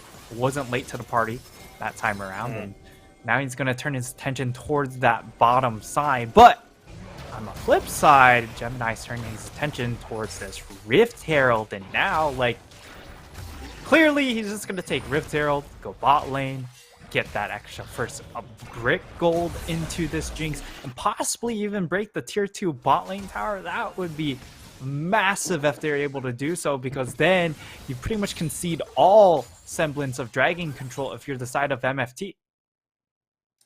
Yeah, the list of ways this team can get back into the game is starting to look pretty thin here on the ground. Swen's just trying to hang on in this mid lane. Sky Splitter coming in as Gemini just goes on the walkthrough. Dragon up in 45 seconds. And, you know, on paper, CFO definitely looked like the stronger team and up 1-0 in the series. Up very much in the gold game early on. I think we did expect them to be the heavy favorites, but this level of ahead, I think, was maybe beyond our scope, Nightstar. That quadra kill at 5 changed so much. Ren Hao going to go in now onto the Moonlight Vigil, popped by Whale. You see Shun able to flash away 665 and Gemini here as well. And the rocket, ooh, just barely dodged by Ren Hao. That's massive. Here comes Wen, though, does get the Rune Prison on. He would love to get that kill, but Shun get the shutdown! just can't quite walk away. Big gold into Wen's pocket. So, Meta Falcon team do find an edge here, but can they keep it going? Not going to be, but they do force CFO back and start off on this dragon. It's still a bit of a risky proposition with Gemini Koala sniffing around. They go in for round 2. Forces out the Stormbringer. Forces out Stormbreaker, but for the side of MFT, this is such a massive win. And even with the massive win, they still end up having to trade out a little bit. Mission, can they get this kill? This would be huge, but they burn Zoe's Real Flash, which is still a pretty solid win, but you get a big shutdown in that bot lane onto Shun. Yes, it goes onto your Rise, but at this point, you just need that extra gold infusion, and then you also secure yourselves that next dragon. So you prevent the side of CFO from cashing in on first brick with that Rift Herald popped, at least a little bit, because they will still get it here. But you delay that just ever so slightly, and more importantly, you slow down the dragon stack. Yeah, that's critical because MFT were at risk of this game just being completely snowballed on them. At the moment, it's still going to be very, very tough. Another Shelly charge, very possible here. But at the same time, they've shown that they can at least counterplay a little bit here. So Shelly does get a second charge. Whale and Ren Hao forced under this tower. Got to be careful that Koala doesn't want to go for the dive on them with Gemini at the back. No Stormbringer, though, so that's unlikely to happen right here. And, well, while they are focused that side of the map, 665 going to look to take away a red buff. This should be another tower, though. Shun is so far ahead. It's level advantage, but pretty much like full boots difference at this point, and that's going to be the tier 2 at 13 minutes. CFO still in a massive lead, but Meta Falcon team showing that they have the ability to at least turn some fights if they get the right position on when could be in trouble here. As Koala finds a hook into the tower, Sleepy Trouble Bubble does land mission on a 665. runaway, and it's 665 with a big shutdown. Do they have more in the tank? This is the carry Graves that they were hoping for. Oh, with the sirens blaring, the rest of CFO are going to scatter. 665 gets a massive dunk onto Mission.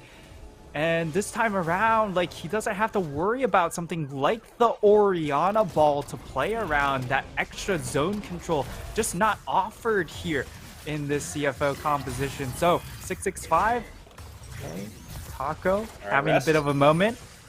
He's taking a lot of damage, Rest is, but Taco still facing it off. It's been a better game Rocket. for Taco, but I wonder if that changes here. The Rocket, it's a little optimistic. Would have gotten the kill, but Taco just squeezes out of the range. And that should be an opportunity for the reset here. Rest is not going to push his luck on the tower, just in case Taco stays around. So CFO still dictating the tempo in this one, Nightstar, but at a 4,000 gold edge and a Dragon split apiece. It's not as bad as it could have been based on how this early game went. Yeah, absolutely. And Taco on that last play definitely sucked in his belly there. Just to cut down on that extra bit of a hitbox. That was close though, man. For a second, just watching the mini-map, certainly a making the close shave. calculations. This is going to be another tower though. Yeah, it's just more gold into the Jinx, right? 5, 1, and 2. Yes, he died once and gave over a big shutdown, but it goes into the hands of the Rise, which for the Jinx isn't really that big of an issue, right? You still outrange this champion, and it's still a relatively low damage sort of playstyle when it comes to this Rise pick. And with the Kraken Slayer, you are going to be able to shred through these more tanky targets very, very quickly once he gets that low doms, even faster, of course. So, like, CFO, they're still in complete control, but for MFT, now you need to try and get some sort of split lane pressure. How well is your macro shot calling? Because that's what you need to do here.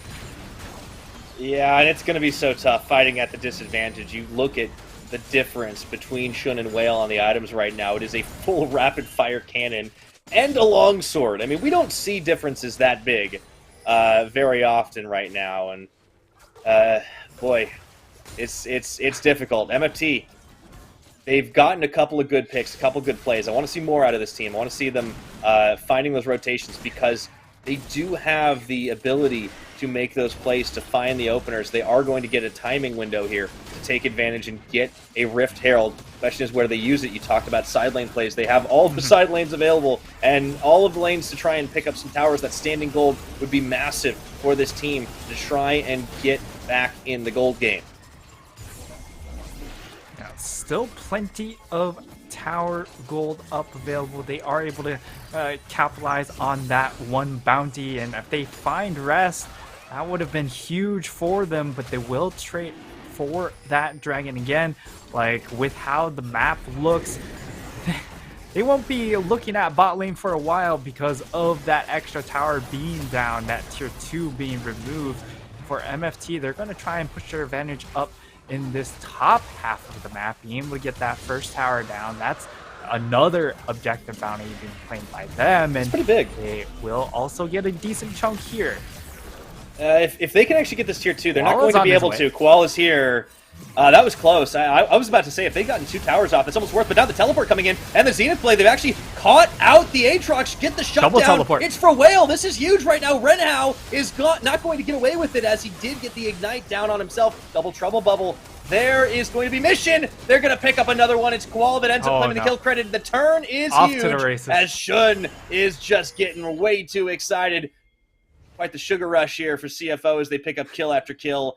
Nearly getting away with it, though, was MFT on the 2 towers. They didn't quite get it done, and now CFO are right back in the driver's seat.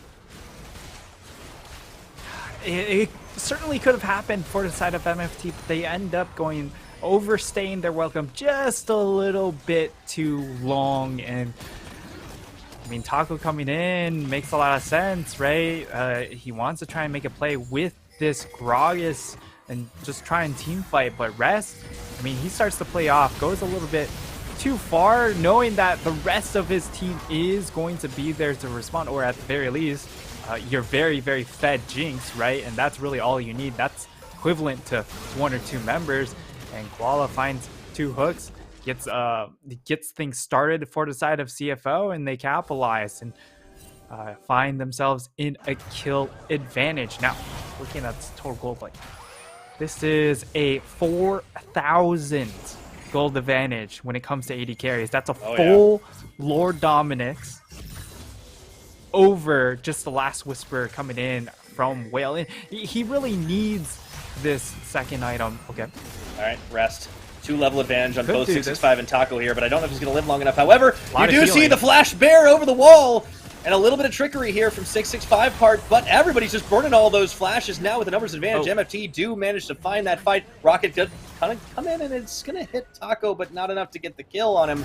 Very chaotic moment there, Nightstar, but at the end of the day, it's CFO that end up getting a tower in exchange for the death of their top laner and just running wild through the MFT jungle. It just feels like pound for pound, they're the stronger team. Hook in, they do find the root now onto Wen, not enough follow-up damage. Here we go, into the front. Koala just tanking through it all at the moment. Mission and Gemini splitting MFT. Renhao way too low. The flash forward, that's a collateral, but 665 doesn't have enough to get the kill. Mission going into stasis, and the miscalculation from Whale. Wen still alive in this one, and some low health bars. Will he be able to get this one as Taco and Wen just trying to find the opener, but no, the answer doesn't come through. The rockets, it's huge. Another one as Shun picks up the double kill. So much gold on this AD carry. They get a 20-minute ace. All right. I think we know who the MVP of this game is. Yeah. CFO win it. It is absolutely Mr. CEO himself, Mr. Shun, walking away as he is 8-1-7. Yep. This is the most fed AD carry I've ever seen at 20 minutes in a professional game. It is very, very one-sided in favor of CFO. I think MFT, they've had the right idea in trying to get those picks, to get advantages. The problem is they're so far behind, they just can't execute fast enough. Really good play by Rest to just buy as much time as possible. The turnaround there, let's take a look at how it all started. No, this was actually the play after the fact. Fight on 2 fronts, and just too tanky in the front line. Taco doesn't have an opening. Renhao can't do anything. The Moonlight Vigil barely tickles Shun at this point. And despite some good damage, it's just not enough. Whale goes in, can't get the deletion on anybody. And this fight's pretty much over because Shun lives.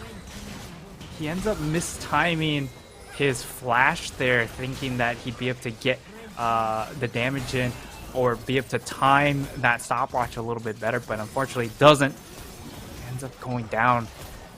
And I mean, for the side of CFO, like, they're just so far ahead. They're really just out muscling them. Yes, Shun was kind of caught out of position in that instance, but they just don't have the burst damage because, again, you're running this Rise. Renhao gonna get jumped on by Gemini. This feels like it is absolutely over. They have so many targets to choose from, and they're just 1, 2, 3 hitting them all. When going to nearly fall down, Rest on the hunt for him at the moment. Mission on the front line, easy peasy as you like. When is the last man standing, and it's all going to be over. Buys a tiny bit of time, and Rest is like, that's fine. Go ahead and take your time. I got it. This is going to be Taco with the final defense. I think you're right, Nightstar. I think this game is going to be even faster than the first. And it looks like CFO are just going to finish things out right here. There we go. That's going to be another kill for Shun. A rampage at 22. Looking for Renhao. Finds the double. Final score for this guy is going to be absolutely off the charts. They're going to give another one over at this point. 665 falls on the steps of the fountain, and the Nexus will drop here as another ace comes through. They just want to give him even more kills, and it's a 2-0 match point for CFO. CFO really running away with this one from minute 4 with that quadra kill on to the Jinx. And everything after that really felt more of a formality, right? It was just, you know, playing through the game at that point, but it never seemed like it was in doubt because of that extra gold investment onto Shun, even when he got shut down. Didn't go on to a super relevant target, right? It goes on to the Rise, and unfortunately, again, because he's going tank Rise, the extra gold doesn't feel that effective onto a champion like him, instead of perhaps something like an Aphelios or maybe 665 on that Graves, being able to then burst out the Jinx. But CFO, you still have to say, like, this is everything we expected out of them in this matchup. Just power through the lane, overwhelm them, and then just kind of slap them silly with your wallets.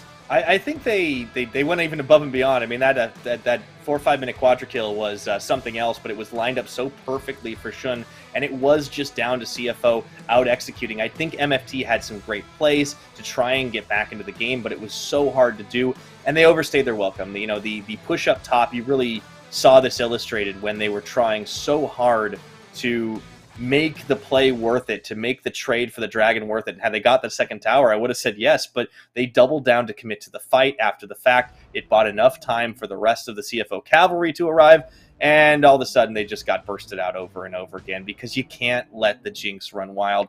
It's one of the reasons hyper carries have been in vogue for this season. They just do so much, Nightstar, and when you get a quadra kill that early on, oh boy. I don't know what the earliest quadra in professional League of Legends is, but I think that's got to be a contender. It must be. And when you pick a champion like the Aphelios, you, especially into the Jinx, you really need to snowball ahead during the lane phase. And when the Jinx shows up with a quadra kill, it's impossible to snowball the lane phase at that point. So Whale and Renha were really put on the back foot at that point, and when you look at their other lanes, like, you have a Gragas in the top lane. It's so hard to play through that Gragas, right? You can't just pivot strategies like the side of CFO, where they still could have played through Aatrox if they really wanted to. Yeah, it's kind of making me question some of these repeat champion choices here for Meta Falcon team. I think 665 did show a lot more promise on the Graves this game. He had a bit of killer instinct. He was able to take Mission out a number of times. But, you know, no disrespect to Mission, he was kind of superfluous this game, because the Jinx was the one that was doing all the damage. Sure, we had some fun Sleepy Trouble Bubbles, some great paddle stars, but it just didn't matter. Like, Mission got to have a fun game, and it was okay. The Gragas, definitely, I'm questioning this, and if I'm MFT right now, I want to give a more powerful pick to Taco, because he's shown up on Assassins. Even one of his first games, I think, was the Akali, and he popped off. I want to see him do more, and just tank duty doesn't seem to be enough for this MFT side. So maybe the draft changes for game number 3. If it doesn't, I think we could be looking at a 3 and out. It could very well be a 3 and out here for the side of CFO. I mean, I believe I personally predicted CFO to take this in a 3-0 fashion. It might have been 3-1, but I'm fairly confident it was a 3-0. So, like, the cards are stacked up against MFT.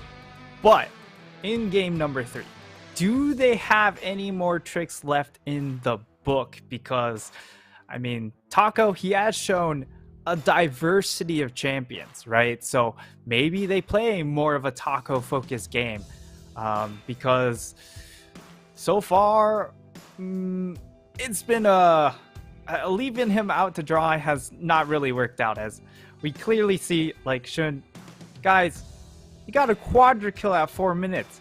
It wasn't going to be anyone else but him. No, I think at that point it was a foregone conclusion for sure. And 87.5% kill participation. It was all over the map. But that's because the team just said, all right, we're going to mount this guy. He's a cannon, and just let him run everywhere. Rockets flying left and right, just doing so much damage. It feels so good when you get to play a Jinx to pop off like that, because you really feel the Rockets dishing the DPS over and over again. Shun in this team has certainly shown his potential time and again, and this is one of the champions that CFO give him to make the plays. Killer Instinct is certainly great for him on this side, and I think it's a potent tool in the kit for CFO. And looks like we are going to break soon. just a little debate. That's okay. You know, maybe we got a little ahead of ourselves. We had to talk about CTBC Bank in addition to the Flying Oyster, Nightstar. Yeah, absolutely. But CTBC Bank is Taiwan's top financial institution, but we're not stopping there.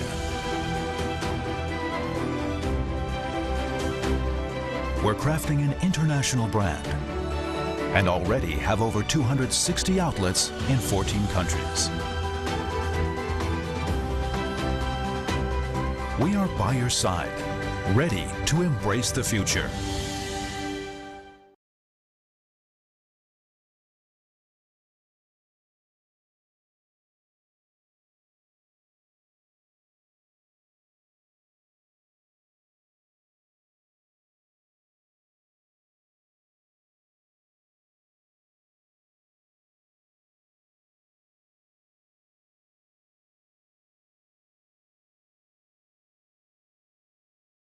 We are family.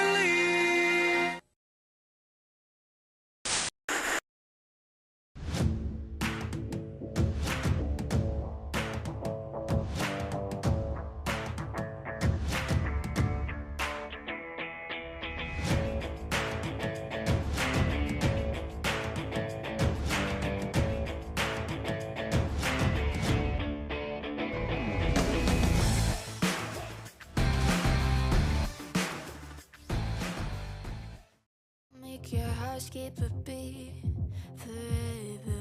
Lure you in, make you think you're clever. I'll make your heart skip a beat forever. Lure you in, make you think you're clever. I'll make your heart skip a beat. I'll make it hardcore, hurt my. What else did you take me for? Outlaw, so flawed, make you doubt the things you said. Hey, don't you know I'm cold? I'm a hail snow. Yeah, that's how I roll. I'm never trouble, double. You think you're indestructible. Darker danger, white knight trying to save her.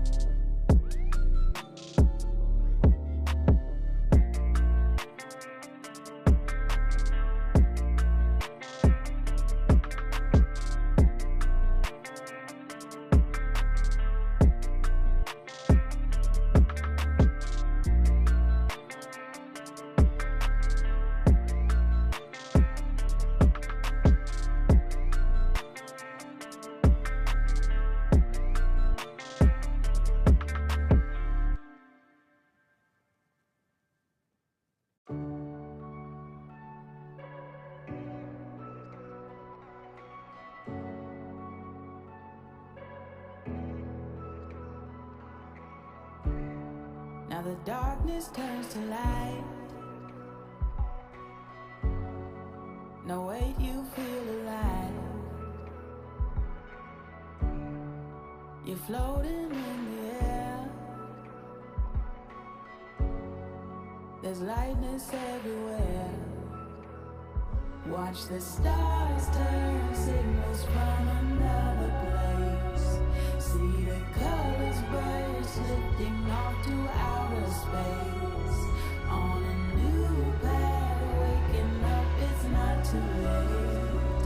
There's no time to waste. We will elevate. Blowing up the blue skies, journey to a new time. We are traveling with our gravity, reaching the horizons. We just keep on rising. We are traveling with our gravity. Nothing brings us down. Nothing brings us down. Nothing brings us down. Nothing brings us down. Nothing brings us down. Nothing brings us down.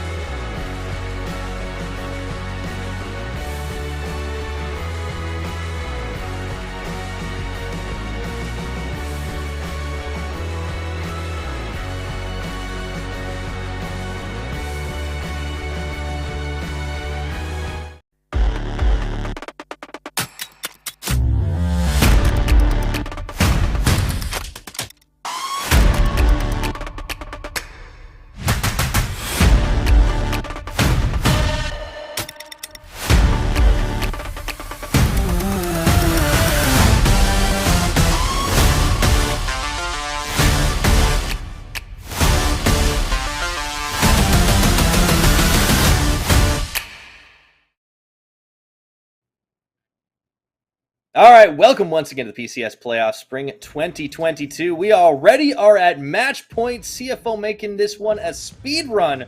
We'll see if MFT can come right back into this and make it a little bit more interesting. But for the time being, I do want to take a moment and thank our wonderful sponsors, CDBC Bank and Caliber. Thank you both for making the PCS possible. Now, Nightstar, we're getting back to the drawing board. We're getting the board out and trying to see what can MFT do to get back into this one. They are on blue side. What sort of draft adjustments do you want to see this team make? Draft-wise, I'd like to see, Taco being able to get a little bit more attention. Of course, he has received some ban help in the second phase. But, I think more than just the draft phase, just don't give a quadra kill over to Jinx at 4 minutes, right? Yeah, that's definitely something that should be on every team's to-do list, but unfortunately, Meta Falcon team definitely didn't listen on that particular front. Shun popped off incredibly in that game. It was such a fast one. It ended up, I think, 22.5 minutes or something. But this time around, you got to get that out of your head, right? You got to start thinking about, okay, even though backs against the wall, it's still a clean slate. You still have the opportunity. Technically, nothing's changed for MFT. They still got to win 3 games if they want to get ahead in the playoffs and get into the next round. But they drop this one. They will be going into the lower bracket up against Frank Esports. Let's see if they've got something else in the tank, though. Yeah, we're headed into Pig and Ban. It's MFT still on the blue side. I expect to see very similar ban setups coming in from game number 2. As MFT, they go ahead, ban away the Zir once more. That was a bit of a curious ban in my eyes, just because I think the Orianna is a more pressing matter, but CFO clearly just kind of said, well, we'll just pick the Zoe just to flex on you. I don't know if they'll go back to that Zoe pick, because like if we try and nitpick in that game number 2, mission on Zoe wasn't exactly it. Yeah, I agree. Wait. I agree. It was, hang on. weird. Hang on, What? Hold up. This is a Jinx first pick. This is a Jinx first pick. Alert. We do not have the Graves first pick. MFT are doing something different. I love it. It's a pivot. they've changed things up. They've gotten themselves the Jinx this time around. Of course, CFO got 2 games of Jinx, and it worked out pretty well for them. MFT, we'll see what they can do with this pick, because it looks like CFO, they don't want to pick the Graves up themselves. So that means MFT still have the opportunity, if they want to play that Graves champion. And CFO, I mean, Shun has shown he is extremely proficient on the lethality Xayah, so I'm sure he's fine with locking that in here. Yeah, and he'll probably just go for the Rakan on the next rotation as well. Once again, Gemini gets the big bear, and honestly, he's looked really good on this champion. The Lee Sin ban that is constantly thrown up by MFT here, I understand why they do it. It's justified. Problem is, yeah, Gemini says, like, that's fine. It's okay. Like, his Volibear's been really good at diving towers. He's had extremely good Stormbringers, and I wonder if you can really stop this man. MFT playing a little bit more defensively now as they give Renhao the Braum. Jinx Braum lane, of course, a classic combination going back years. Get those Winter's Bite procs up a little earlier. Let's see what the mid lane pick is, if Wen wants to take this one or if they opt into a jungle option for 665. Graves is still available, but I'd love to see a little more engage, even though he's much more of a damage dealing jungler. We are going to see the rise for Wen blind, though. Yeah, Rise gets locked in. Now CFO, they have the option to go ahead, lock in the Orianna for themselves. I don't see any issue with that if they want to try and play it. Zoe's still currently being hovered. Maybe he wants to have a second go at it. Nah, he's an Orianna man through and through, Nightstar. Thinking about it, but it was up and available. They got a great ball delivery system in the form of the Volibear. So this is going to be another matchup that Wen's going to have to watch himself. 665 as well if he wants to come into the lane. Into the ban phase 2 we go, though. And that's going to be a Tryndamere off the board. Yeah, and here, this is, I feel like, a clear opening for MFT to try and go for a Diana pick here, because you look at this MFT draft so far, they don't have any backline threat. So even if you pick some sort of deep engaged champion like a Malphite, there's no damage to follow up on that Malphite if he gets access to that backline, right? Because you have this Rise pick, and he would have to get really fancy with his positioning, and you also have a Braum, so no way to really get or yoink a backline member towards your team and pick them off at the start of a fight. So I would love to see the Diana come out here. So for CFO, you know, they've also realized that dive could be an issue, and they've gone ahead, banned away the Tryndamere, banned away the Nocturne. So I actually like that set of bans from CFO. Absolutely. So the Diana is certainly an option. We'll have to see if it comes up here. I think for CFO size, yeah, Rakan available. Although they are hovering on the Bard for right now, this would be a lot of a roaming style champion, but the Rakan can do the same. Not a bad option. They are going to let this one go through. Bard comes through. Okay. All right, Nightstar, it's time to chime. Yeah, and I mean, the bot lane options are just so plentiful when you do see an early Braum pick, right? Because Braum is one of those champions like Tahm Kench that you can really abuse in the lane phase, and it really opens up a lot of these enchanters to dominate. And the other thing with Bard is that he's going to be able to roam very, very readily. And against a Braum that kind of wants to stay towards that bottom half of the map, it's going to open things up for Koala to make plays. But MFT, they lock in a Sejuani and a Viego, which means one of these jungle champions has to go top lane. Yeah, that is an interesting couple of lock-ins. The Viego, I certainly could have seen coming for the likes of 665. Would have liked the Diana as well, but they've got a Sejuani. This could be a top tank pick for Taco. They could maybe switch it up a little bit more here, but oh my goodness, there is going to be a lot of lockdown on the side of MFT. They're going to try to spoon-feed this Jinx, and now there's going to be a Graves pick on the CFO side in Rest's hands. Yeah, and I think this is going to end up being that top lane Sejuani. Of course, it still could be a late pivot, but when you think about what Taco is willing to do for this team and how 665 wants to play the game, he wants those carry style junglers in his hands. It feels more likely he gets that into his hands. And for CFO, it felt like they wanted to tease. Maybe they throw the Volibear up into that top side, but having the Graves makes the most sense, right? The Volibear in the hands of Gemini has just been very, very clinical so far. Putting him on a third game of it makes the most sense here. If it ain't broke, don't fix it. So the Volibear once again comes out. Now we get to see in Rest's hands the Graves up against the Sejuani. Going to have that range advantage. For this MFT side, though, it is an interesting pivot. I think 665 with the Viego, he's going to have some pressure to try and get some snowball going, but they have options. They have two big damage-dealing threats now between that Viego and the Jinx. We'll have to see if this works out because MFT, they are backed against the wall right now. They need to find a win or this is going to be a quick series.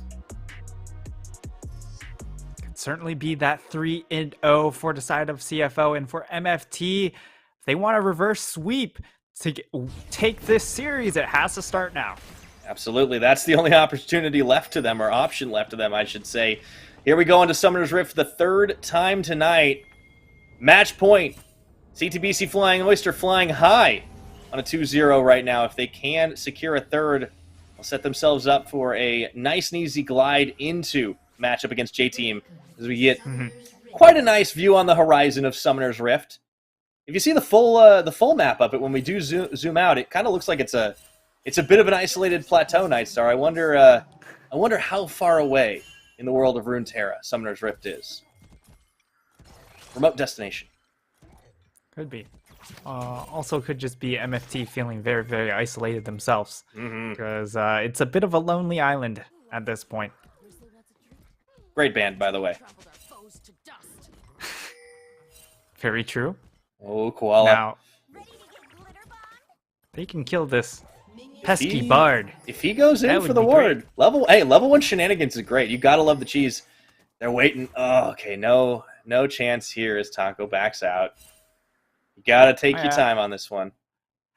And one of the cool things, of course, that MFT have drafted is the fact that, you know, you have this Sejuani, but the Sejuani Braum combination is fantastic, right?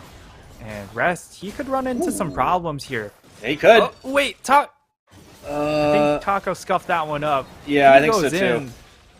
Like, the potential of them being able to just kill Rest here because of the lockdown provided by E. Of course, you would have to skill E, and E isn't actually very useful for you in the lane phase. But the possibility was there. They just jumped in. But they don't. And it's just going to be a bunch of time trying to be wasted for 665. We'll see how he approaches this early game. Now that he has a different champion that can gank, by the way, which is a little bit different from the Graves, right? Yeah, it's I mean, the Graves did get some good damage out, but the ganks on the Graves, you need, a little dependent on getting that CC yourself. You've got the Spectral Maw on a Viego, so it's a little bit more effective.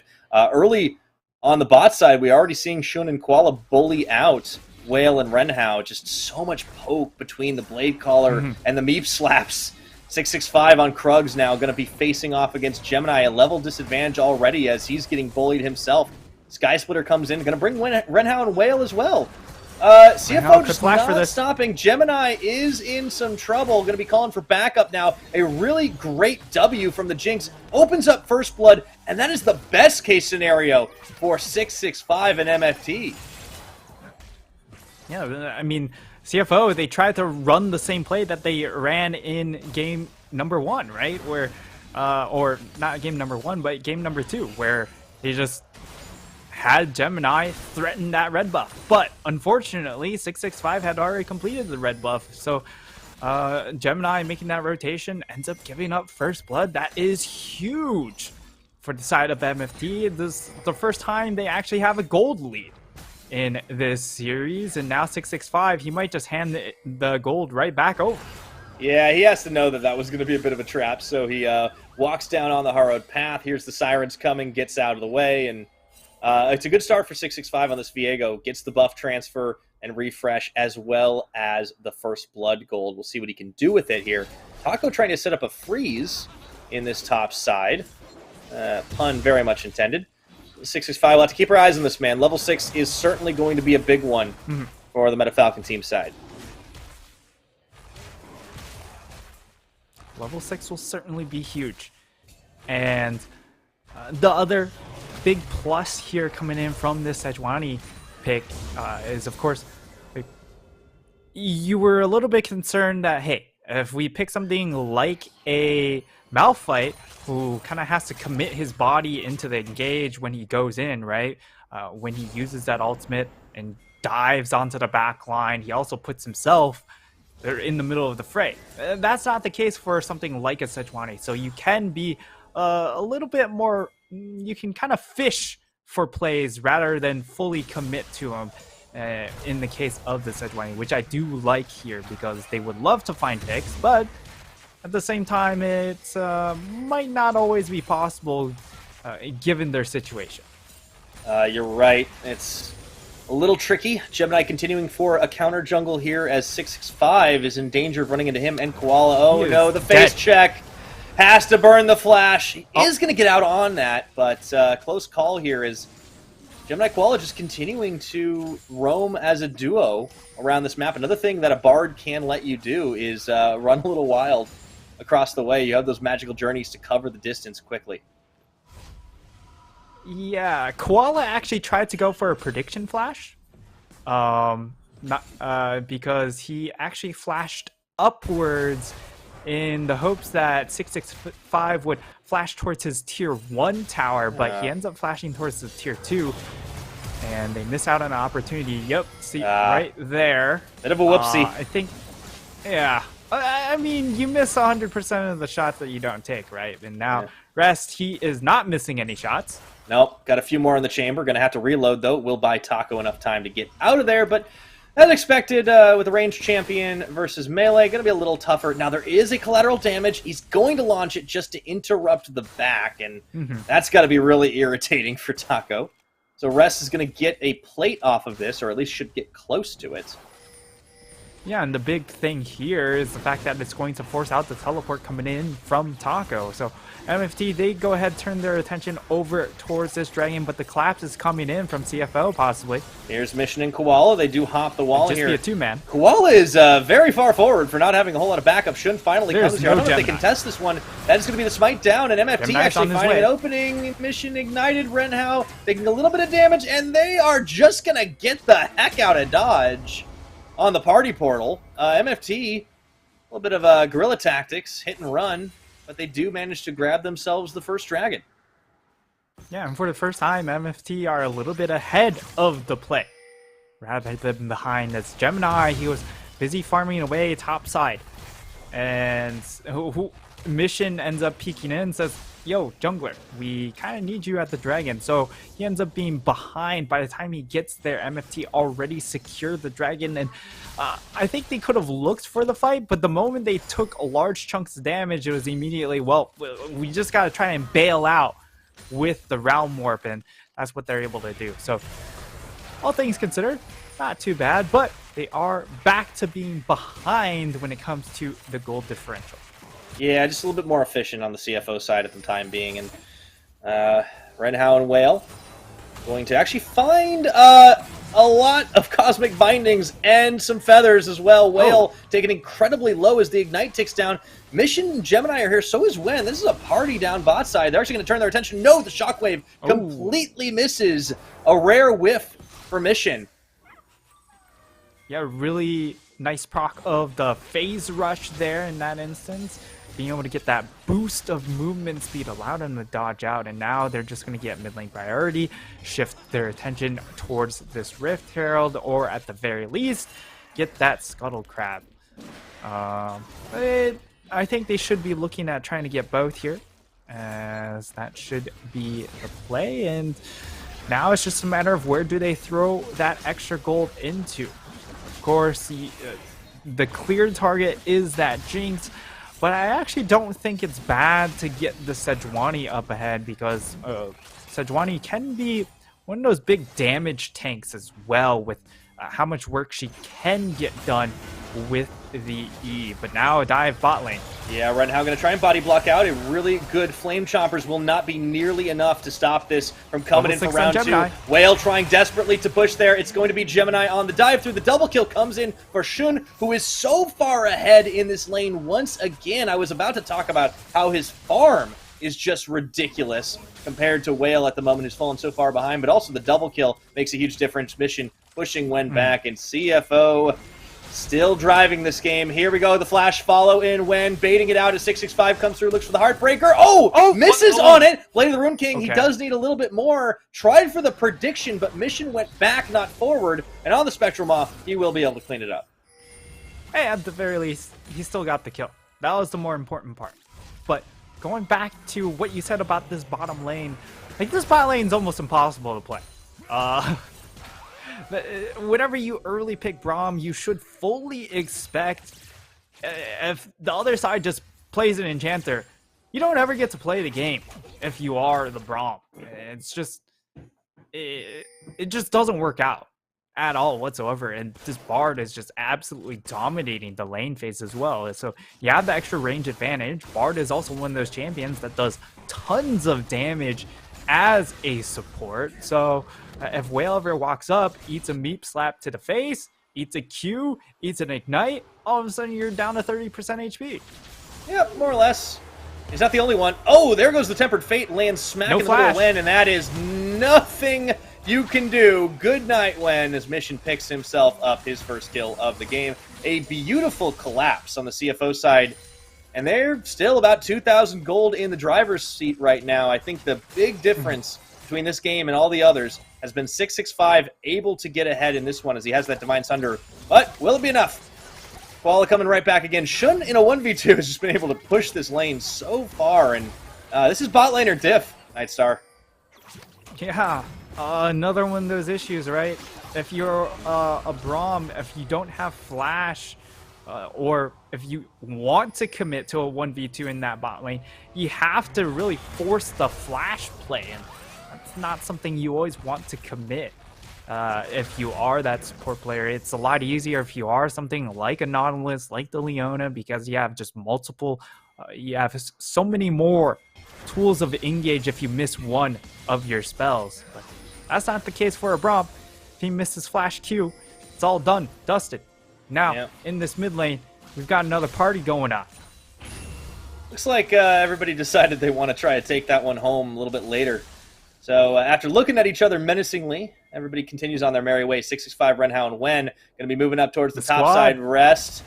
Will he see this coming? Blast going over. Wen doesn't get the one he wanted, but it doesn't really matter here. And in comes the Sejuani to set things up, and the four-man dive takes a moment, but they do manage to pull it off. What's the answer, though? Gemini is actually just going for a dragon while the push goes on bottom. I think this is still going to be first turret for the side of CFO, because there's no concerted push here for the likes of MFT. They actually back away after the fact.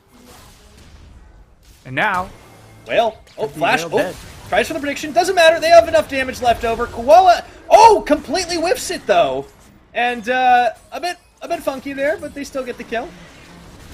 Yeah, a little bit tragic there that Koala ends up dying, doesn't time the ultimate fast enough, and he ends up getting traded out. So for Whale, personally, that's a pretty good win, right? You didn't have to burn summoners, and you still go 1 for 1. All in all, though, still CFO, you got to favor them in that trade overall because they are able to get the mid lane tower, the kill, and the bot lane tower. And yeah, we get to see the replay. Koala, not his finest moment. Yeah, still sets up for the kill, but yeah, a little bit of an oopsie. Flashes, misses everything. Could have vaulted now the he's tower. Even getting outranged by the hex gates. Yeah, I don't know what he was doing. I think he could have started with the ult on the tower, to be honest. Gemini gonna find Wen. All right, into Rune Prison he goes. Wen walks it out. Mission down on the side lane, gonna be able to keep this one pushing. And again, CFO continue their march into enemy territory. MFT just haven't really been able to control their jungles this series. Not very effectively anyways. Yeah, and for the side of MFT, this is the most competitive game we've had so far, right? And at the very least, 665, he does have that completed Divine Thunder. He is building towards that Rune King, and now they might find a gank top. They do get the permafrost stacks on, trying to set up for another kill. However, he's making them work for it here. Taco actually takes a lot of tower shots. 665 will get the kill. Meanwhile, Gemini down bottom goes in for round 2 on the Stormbringer, stunned up. Doesn't get knocked up on the Glacial Fissure as he goes in the stopwatch, and the flash, and the smack, and he gets the outplay. Mission chases Renhao out of it, but that was a nice 1v2. Wow. I did not expect that sort of damage. Of course, it is PTA Volibear, so the amount of extra damage he gets off of that PTA proc apparently was enough with the extra execute power coming in from the W, so he heals a large chunk, and CFO once again come out ahead. That being said, Taco still trying to do what he can, coming in with that teleport. Shun and Koala are going to get caught up. Let's see if Taco can find the answer. Shun is going to get permafrosted into the Featherstorm after the flash. The rocket comes in, and he is going to be able to walk away as Mission tags his way forward on the teleport. Nice try from MFT there. They just didn't have quite enough damage, and Shun is able to slip his way to freedom. It will be CFO able to still get out of that situation, and they do burn the teleport onto Taco, so a lot of playmaking potential taken away from MFT for the next couple of minutes. And Taco, I mean, he's looked really good on this Sejuani pick, and he's trying to flex his muscles as much as he can. See if it's going to be enough, though. The name of the game seems to be getting 665 as ahead as possible, and Taco has also been a big part of that. But CFO have the map advantage, they have the momentum, and they will be able to parlay that into another Rift Herald here at 16 minutes. A split on the Dragon Stack. As you mentioned, it is the most competitive game we've had this series, just by default, but as MFT have options, It feels like CFO are always moving just a little bit faster. Yeah, and now with the second Rift Herald, they should be able to break this top tower. It's just a matter of, are they able to push for more? Doesn't look like Gemini's thinking about committing to more, although they are starting to move up into that top side jungle. Taco is around, though. And they got Renhao as well. This is... Everyone's on the way from MFT. But not CFO. I think they are going to back away. A lot of commitment expended. Lasco and Gemini just waiting for that one. Ooh, kind of waiting a long time, but he does get out. Renhao, all he need to do is Q. There we go. Koala is going to back away. But meanwhile, look what's happening down bottom. Rest, the Immortal Shield Bow just pushing down solo. Doesn't have another tower to take, though. They already got that inner. Yeah, he is very out. Oh, boy. You might be dead, Rest. He's far from home. Oof. Might need to phone home. See if he has... He might have no way home. Oh boy, interim prison, dashing, dodging, diving, collateral damaging. He's trying it all, but it's no pool party. Rest is going down, 665. No, he gets the kill stolen away by Wen. This opens up CFO, though, to take themselves a Hex Tech Drake. They have the damage for it. So even Rest, kind of baiting a little. Rest, okay. It looks like they're collapsing, though. Wait just a second. I don't know if Gemini was ready for all of that. And the Heartbreaker is going to have to deny it at this point. The rest of CFO. Temper Fates comes down. It does manage to land on a one target. They have enough damage to keep it going here. Taco, MFT do have the opportunity here. Shockwave, it's going to be able to clip them down. Gemini does fall. And Whale on the front line has the damage. Shun, he's going down. He's getting excited. Shut down Gold into the Jinx's pocket again. They're going to look for another. Double shutdowns, Nightstar! Meta Falcon team have found some answers. Pyro, we're in business, baby! Whale found the cash-in. That was essentially a Merc cash-in in TFT. They sacked so much of the early game, and boom! They finally cashed out. So we get to see the replay I mean, Gemini hanging around here was just a mistake. I think he might have clicked the Hextech portal actually, which self-stun locked him in that moment, and as a result, ends up overstaying his welcome. So MFT, they go in, turn it on, and I mean, Mission almost single-handedly pulls it back into their favor, but not being able to get the shutdown onto 665 immediately means that that extra time bought was actually more than enough for MFT to then get Wen to rejoin the fight and then just wipe them out with the power of the Jinx. So Jinx looking good so far in all 3 games. Yeah, it just doesn't matter who's piloting her. It seems Whale had the opportunity and he took it, able to get 2 shutdowns to try and get more gold back for himself. Still behind in the farm game. Yeah, he's still down to, I mean, this is, Farm and Shun's been ahead as well, but that was a nice play for MFT. You also got to give it to 665, who's just been a constant threat on this side lane. But yeah, CFO really caught snoozing on that one. They are still the team making the play. They still have the tempo advantage.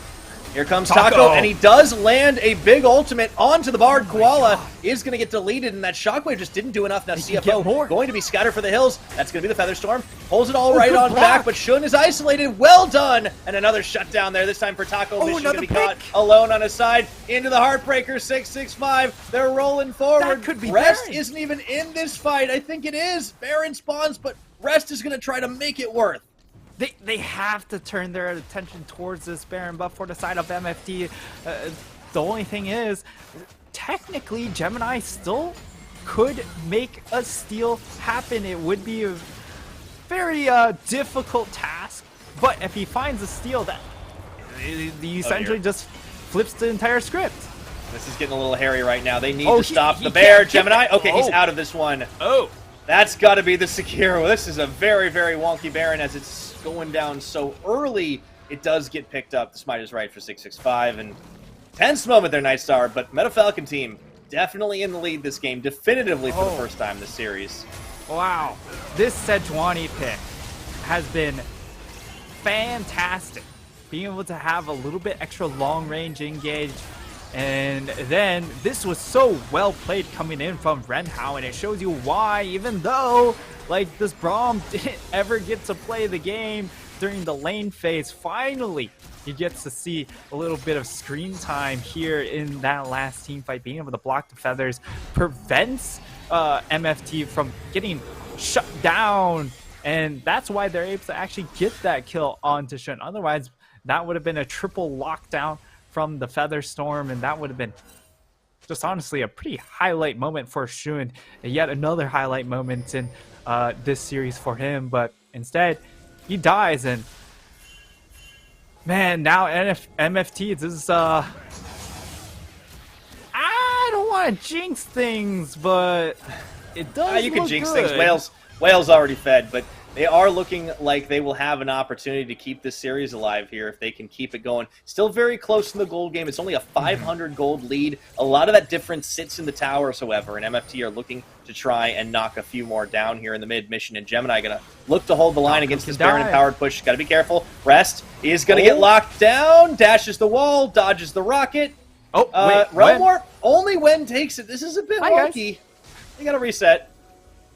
Oh, and now, I mean, MFT, they shouldn't get a little, they shouldn't overextend themselves too far, right? Because they still can just go ahead, take this dragon. There's no need to overforce things, but it looks like they want to try and take the fight.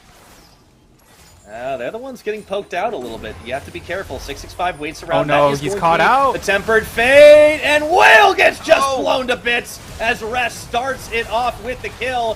665 running for the hills. Gemini on the front line, and the rest of the team are just cleaning up, and it was MFT in the lead, but this time they're finding themselves completely and utterly shut down. Pyra, they could have just turned for the dragon. They could have. Instead, man. Rest in pepperonis. Man, oh man.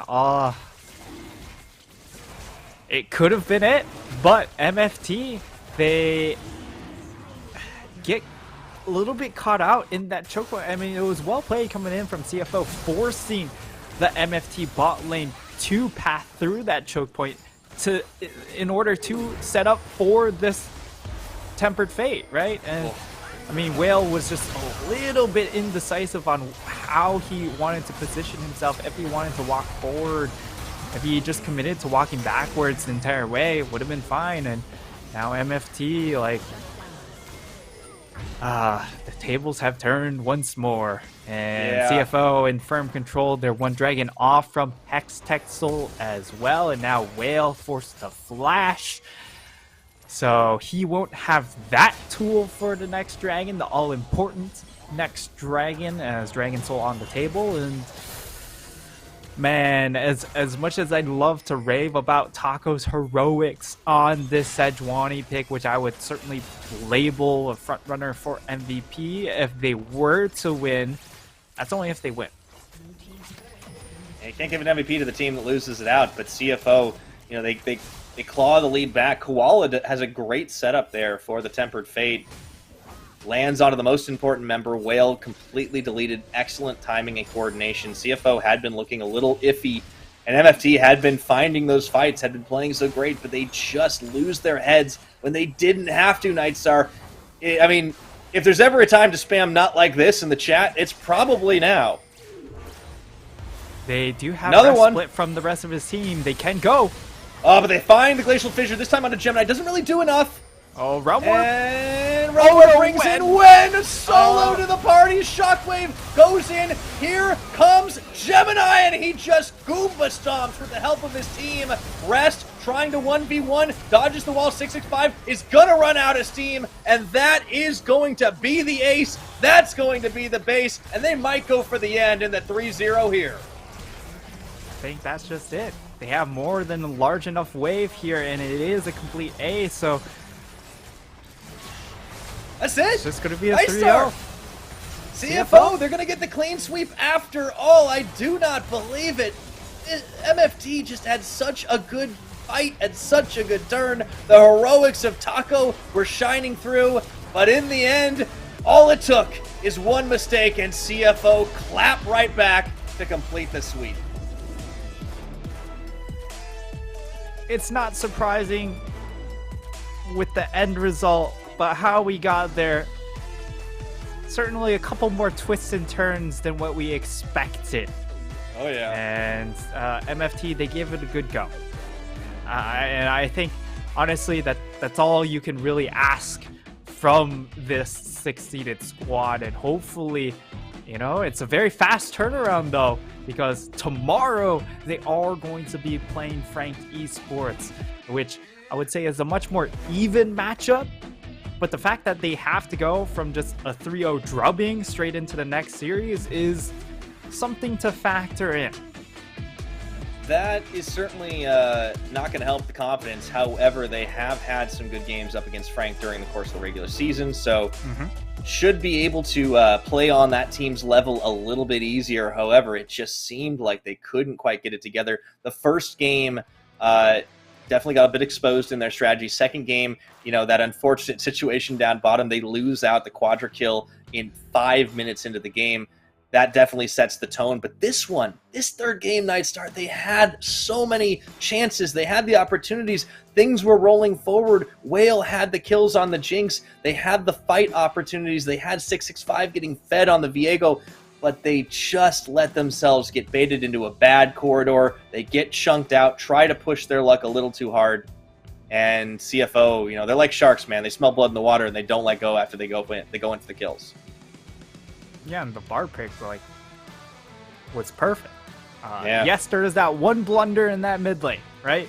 Well, it was a continuous blunder, but yeah, it still worked out in the end. I think Koala was having a little bit of fun with that one. Really, really brutal Bard play to set up not only picks, but dives, to bait teams into trying to chase him around the map. I think Shun was having such a great time in that laning phase. At one point, I think he had, it was like 70 farm to 35 of Whale, and Whale still got back into the game off the back of the team fights, but there's a reason I think we're seeing Shun. 1K gold even after those big shutdowns. Like, that just shows you how dominant Shun was in this particular game, but just in the series in general. So, I mean, if we're talking about series MVP, I really have to give it to Shun because, I mean, even taking away that Jinx game in between, right? The game number 1 Jinx was pretty effective as well. And in this third game, Desire was just absolutely dominant. So overall, great 3-game series coming in from Shun. And that's more than what you can ask for from a rookie coming into his first playoff series. Certainly. I think it was when we first saw him on the Rift, wondering exactly if this was going to be like a more long-term situation or just getting their new AD carry a bit more experience in exchange for Atlan. No, he was certainly the guy from the get-go. He played admirably, and at first he was kind of just rolling over weaker bot lanes, but then he started doing the same thing to the stronger ones in the league. And CFO, it seems like the one weakness they really had, which was Atlan's early game, had been shored up. And at the moment, they didn't really present too many weaknesses. A few head-scratcher plays in game number 3 there, but it didn't end up mattering. They took the fights when it counted. And CFO can, analyze a couple of mistakes, so maybe a few moments where they lost their heads, but they really were able to bring it right back when it counted. And a clean sweep has got to feel good as they set themselves up for the next round play against J-Team next week. And well, as a number 3 seed, winning that tiebreaker, they had a few weeks where they fell behind in the standings, and now they're right back into it. I'm feeling pretty good about this team, and I think CFO certainly should be confident going into their next round. Yeah, and it will be a much bigger test going in from MFT and straight into J-Team. Of course, J-Team are number 2 seeded squad. They really closed out the split incredibly strong, but CFO possibly getting hot at just the right time, right? It doesn't really matter about the early or even the mid portion of the split. As long as you get hot towards the end, straight into playoffs, that's the right time to peak. Yeah. Speaking of peaks, it was all a gold peak towards the end there for CFO, but this was one of the more balanced games, one of the closest games that we had seen in the series. Well, the closest game we saw in the series, because there's only 3 of them. But all in all, we just saw CFO strength to strength in terms of what they were able to do. I think Rest on this Graves was probably the pick that I was maybe even the least impressed by, but he still got a lot of damage where it counted. Missions Oriana, everybody knows what this can do. And 3 games out of Gemini for Volibear kind of proves that they just really can't do teams really can't do a whole lot against this guy. You can't really ban him out. Sure, he's played a lot of Lee Sin, but he's got other options, and Koala will win the MVP for this game. Just binding after binding after binding. Yes. Sure, he had a happy gaming moment or two, Nightstar, but he still delivered when it counted.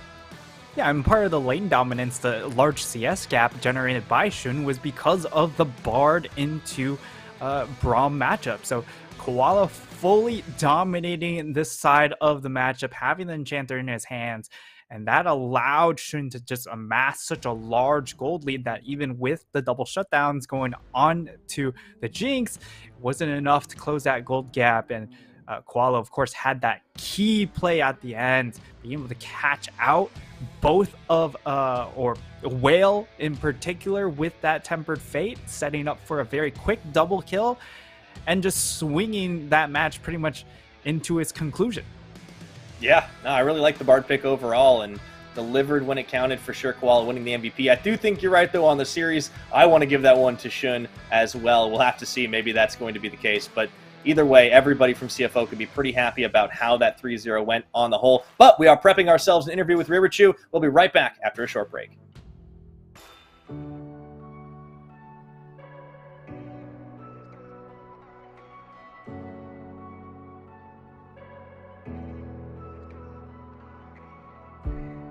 Now the darkness turns to light.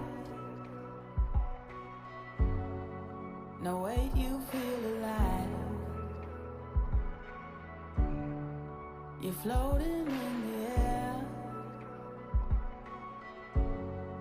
There's lightness everywhere. Watch the stars turn, signals from another place. See the colors burst, lifting off to outer space. On a new path, waking up, it's not too late. There's no time to waste. We will elevate. Blowing up the blue skies, journey to a new time. We are traveling without gravity, reaching the horizon. We just keep on rising. We are traveling without gravity. Nothing brings us down. Nothing brings us down.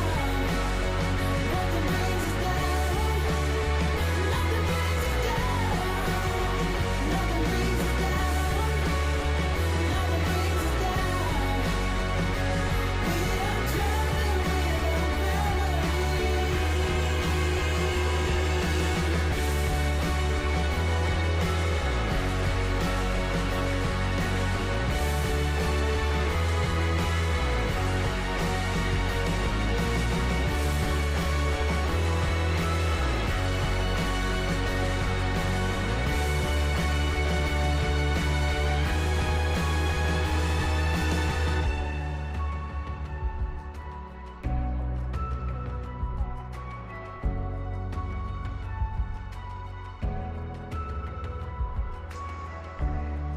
You're carried by the sun.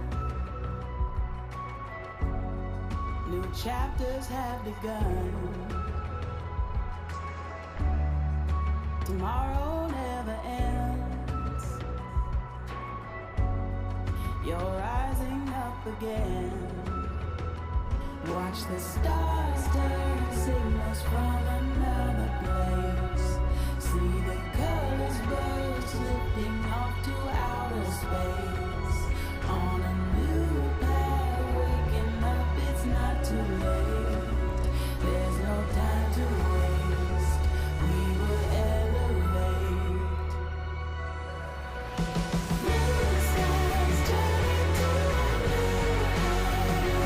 We are traveling without gravity, reaching new horizons. We just keep on rising.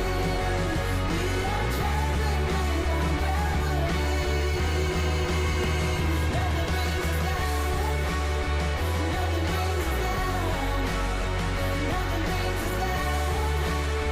Nothing brings us down. Nothing brings us down. Nothing brings us down.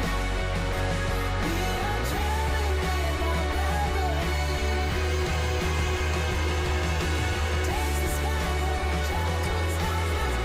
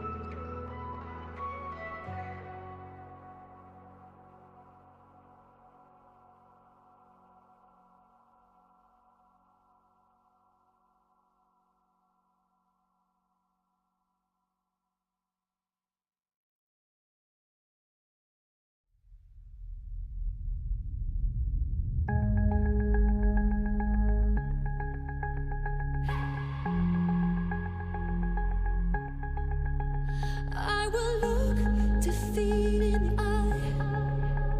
I will stand with my head held high. Sticks and stones may break my bones, but you ain't putting out the fire inside. Blood, sweat, and tears will make me stronger. Whatever comes around the corner, there's a fire inside of me, and I'll keep fighting for my own victory. And when I'm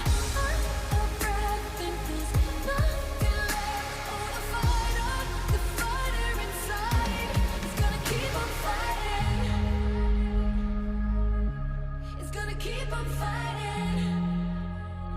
Yeah.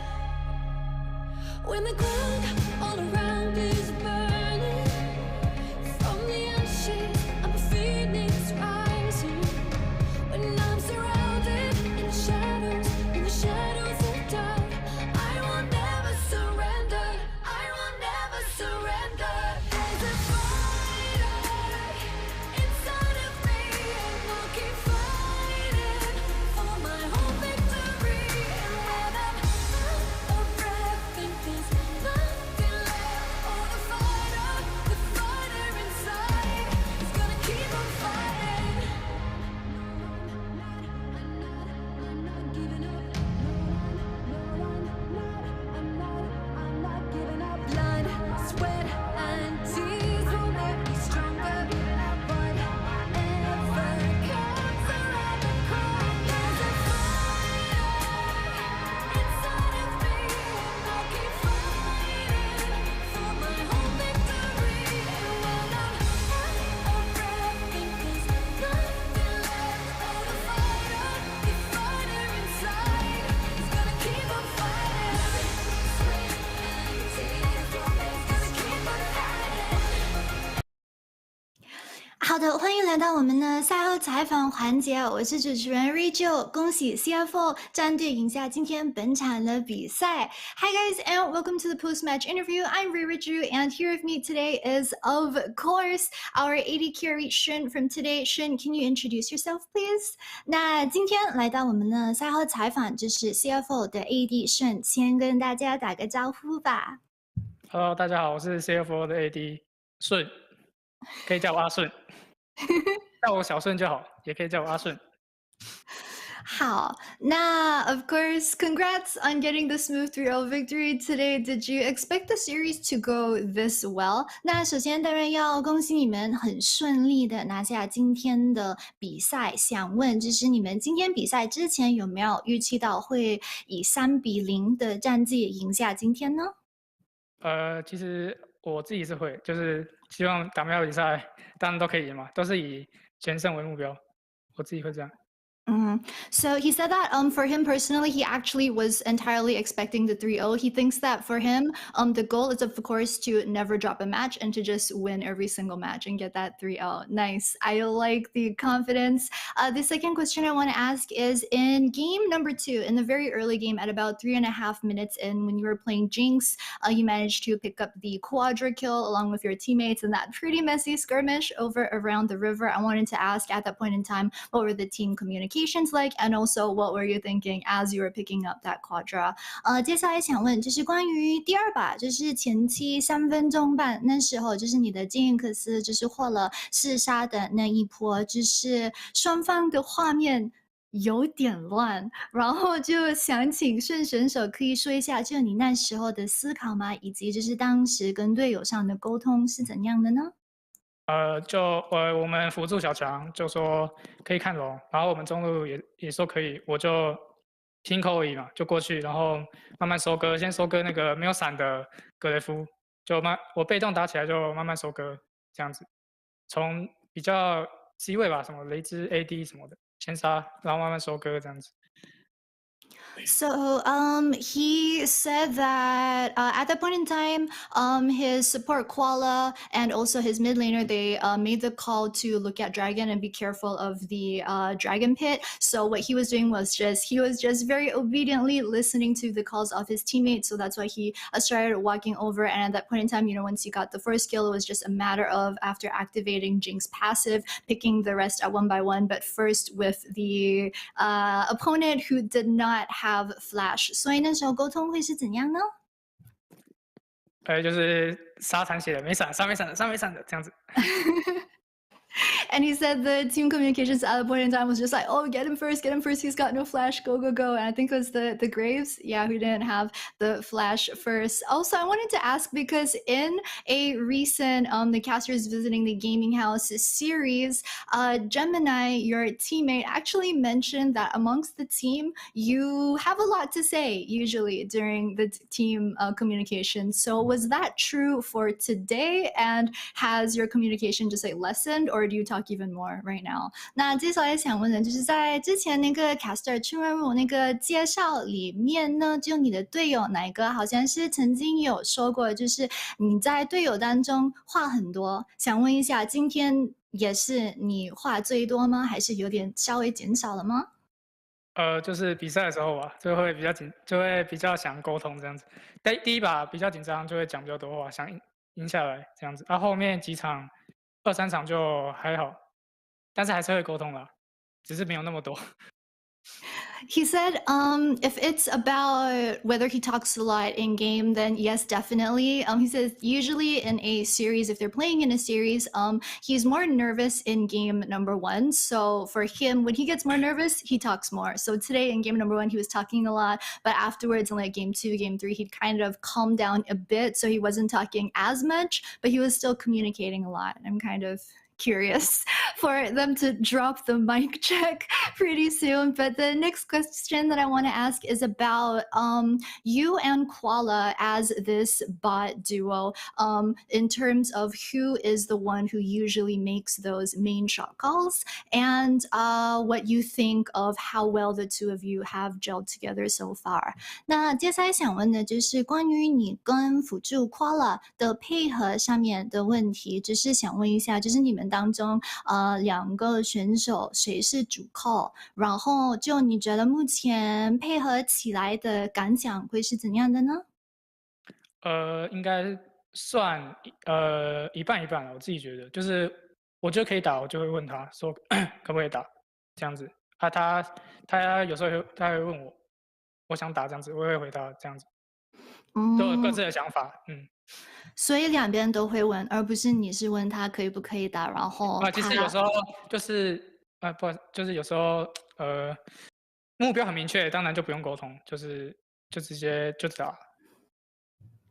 So he says that he actually thinks it's a pretty even 50-50 split in terms of which of the two of them are the ones making the calls. He says in those instances where it's very obvious what the call is going to be, then they don't really ask each other, but usually they're pretty polite and he'll ask Koala like, hey, I think we can make something happen. Can we do this? And the other half of the time, Koala is also saying like, hey, should we do this? So good. That sounds like a very fair way to go about team communications in the bot lane. I like that. I want to also ask, amongst the rest of the bot lanes within the PCS, is there any player that gives you maybe the most amount of pressure or more pressure than you're used to? Or is there maybe an AD carry within PCS that you're looking forward to facing up against? 就是在 PCS 之中，现在目前下路的对线上，就有没有哪一位选手就是给你的压力会最大，或者你有没有最期待和哪位选手交手呢？我觉得压力都还好，就是都差不多，都一样。对我来说都，因为我在比赛的时候，我不会想说对面是谁，就是打好自己的就好了，这样子。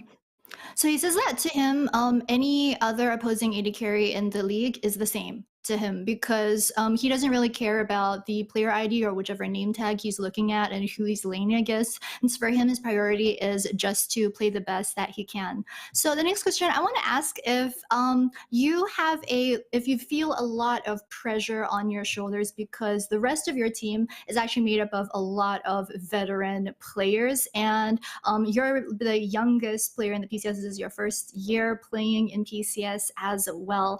Is there any of your senior teammates who have maybe taught you a lot in the last few months? 那接下来想问就是现在的队友可以说就是都是很有经验的老将学哥选手们，所以想问就是你有从哪一位学哥上学到最多的东西吗？学长学到最多的东西？当然每个都有啊，大家学最多可能就瑞斯特吧，就该扛的时候很能扛，然后该给压力的时候很能给压力，这样子很强。He said he's actually learned the most from Rest. He thinks that Rest is a very strong player, and he thinks that what he's learned from him is that when you have to go on the defensive, to go on the defensive, and then when you can out-pressure your laner, then you should take those opportunities to out-pressure your laner. 然后想问，就是今年就是你第一次登场来打职业联赛，你的压力会如何呢？就尽全力做好自己该做的，然后不会让粉丝失望，这样子。所以有没有感受得到压力呢？当然是有，就是怕太抽嘛，这样。He says for sure, like he does feel the pressure, but for him, his aim is more of he wants to do his best, and also he doesn't want to let any of the fans down. 最后一个问题想问的就是，今天毕竟是愚人节，有没有跟队友开什么玩笑吗？没有，因为今天愚人节啊，今天没有比赛，我就说愚人节不愚人，不当愚人。没有吗？那认真对待。那感觉你的队友有可能等会也来找你哦，毕竟你是学弟。好的 ，Thank you so much, Shin, for the interview, and of course, good luck for the rest of the playoffs. 非常感谢 Shin 接受今天的赛后采访，然后当然也要祝 CFO 下周加油。想问一下 Shin 选手，要不要帮我为战队加油打气呢？好，可以啊。好，好。我倒数哦。好，3、2、1，加油 CFO！一起加油 CFO！好的，那接下来就是主播台喽，拜拜。拜拜。Thank you very much, Ririchu, for the interview. It looked like they were having a lot of fun at the end there, for sure. Mr. Nightstar, Shun, with a lot of confident words there, fully expecting the 3-0. I mean, after the man gets the quadra kill, I feel like he can say whatever the heck he wants. Absolutely. I also like the insight he threw in there. Just the fact that, hey, he talks a lot when he's nervous, but it also adds to the fact that one of the things we were wondering about the roster move was if Shun was a little bit more talkative, because Atlan was certainly one of the more quieter bottom laners when it came to communications wise. And when you have a team that's pretty quiet all around, having a stronger voice coming in from the bot lane does help streamline communications just a little bit. And it does seem like him and Koala are quite on the same page with a lot of things from what that interview was telling us. Well, with all that said and done, a 3-0 done and dusted for CFO. They will be moving on to the next round, and they will be facing off against J-Team on Thursday, April 7th. That will be the next round, the start of the next round. But for tomorrow, MFT dropping down into the bottom half of the bracket, back-to-back another best-of-5. This time, though, their opponent should be a little easier for them to handle. It'll be Frank Esports. We'll see who comes out on top and moves on to the next round there. In addition, we'll also have Impunity and Megabank Beyond Gaming closing the week out in the losers bracket down at the bottom. But so far, I think these are the teams most of our analysts expected to move on to the next round and the places. But maybe not in the exact order for some of them. I think CFO getting 3-0, though, I believe you made that call, Nightstar, so you can certainly take a bow. Yeah, the CFO 3-0, I think for the most part, it was either going to be a 3-0 or a 3-1 from pretty much everyone doing predictions. I mean, there was a world that if MFT were to win the series, it probably would have been in some sort of 3-2 manner, but I don't think it was ever going to go 5 games just because of the difference in skill level. Thought it might go 4, though. Yeah. That was a very even game until they took a real bad fight. But I mean, credit to CFO. I mean, this is the dominating decision making they have, and it seems like this squad is getting to their height at the right time. They're peaking at the right time, which is exactly what you want to see in a playoff format, right? Because the rest of the season doesn't really matter. It all comes down to this. Like, If PSG also don't peak, then no one cares about the fact that they only dropped 2 games during the regular split, right? You're right. Because if you drop 1 series, or in this case, in our format, the upper bracket, if you drop 2 series, you're just done. Like, that's can't it. Can't afford to it at that point. Absolutely. Exactly. Well, that is it for us. I hope you enjoyed the show. Tune in tomorrow for the rest of the playoffs for this week, tomorrow and the day after. But that's it for us. Signing off. Have a good one. Be good to each other, and see you next time.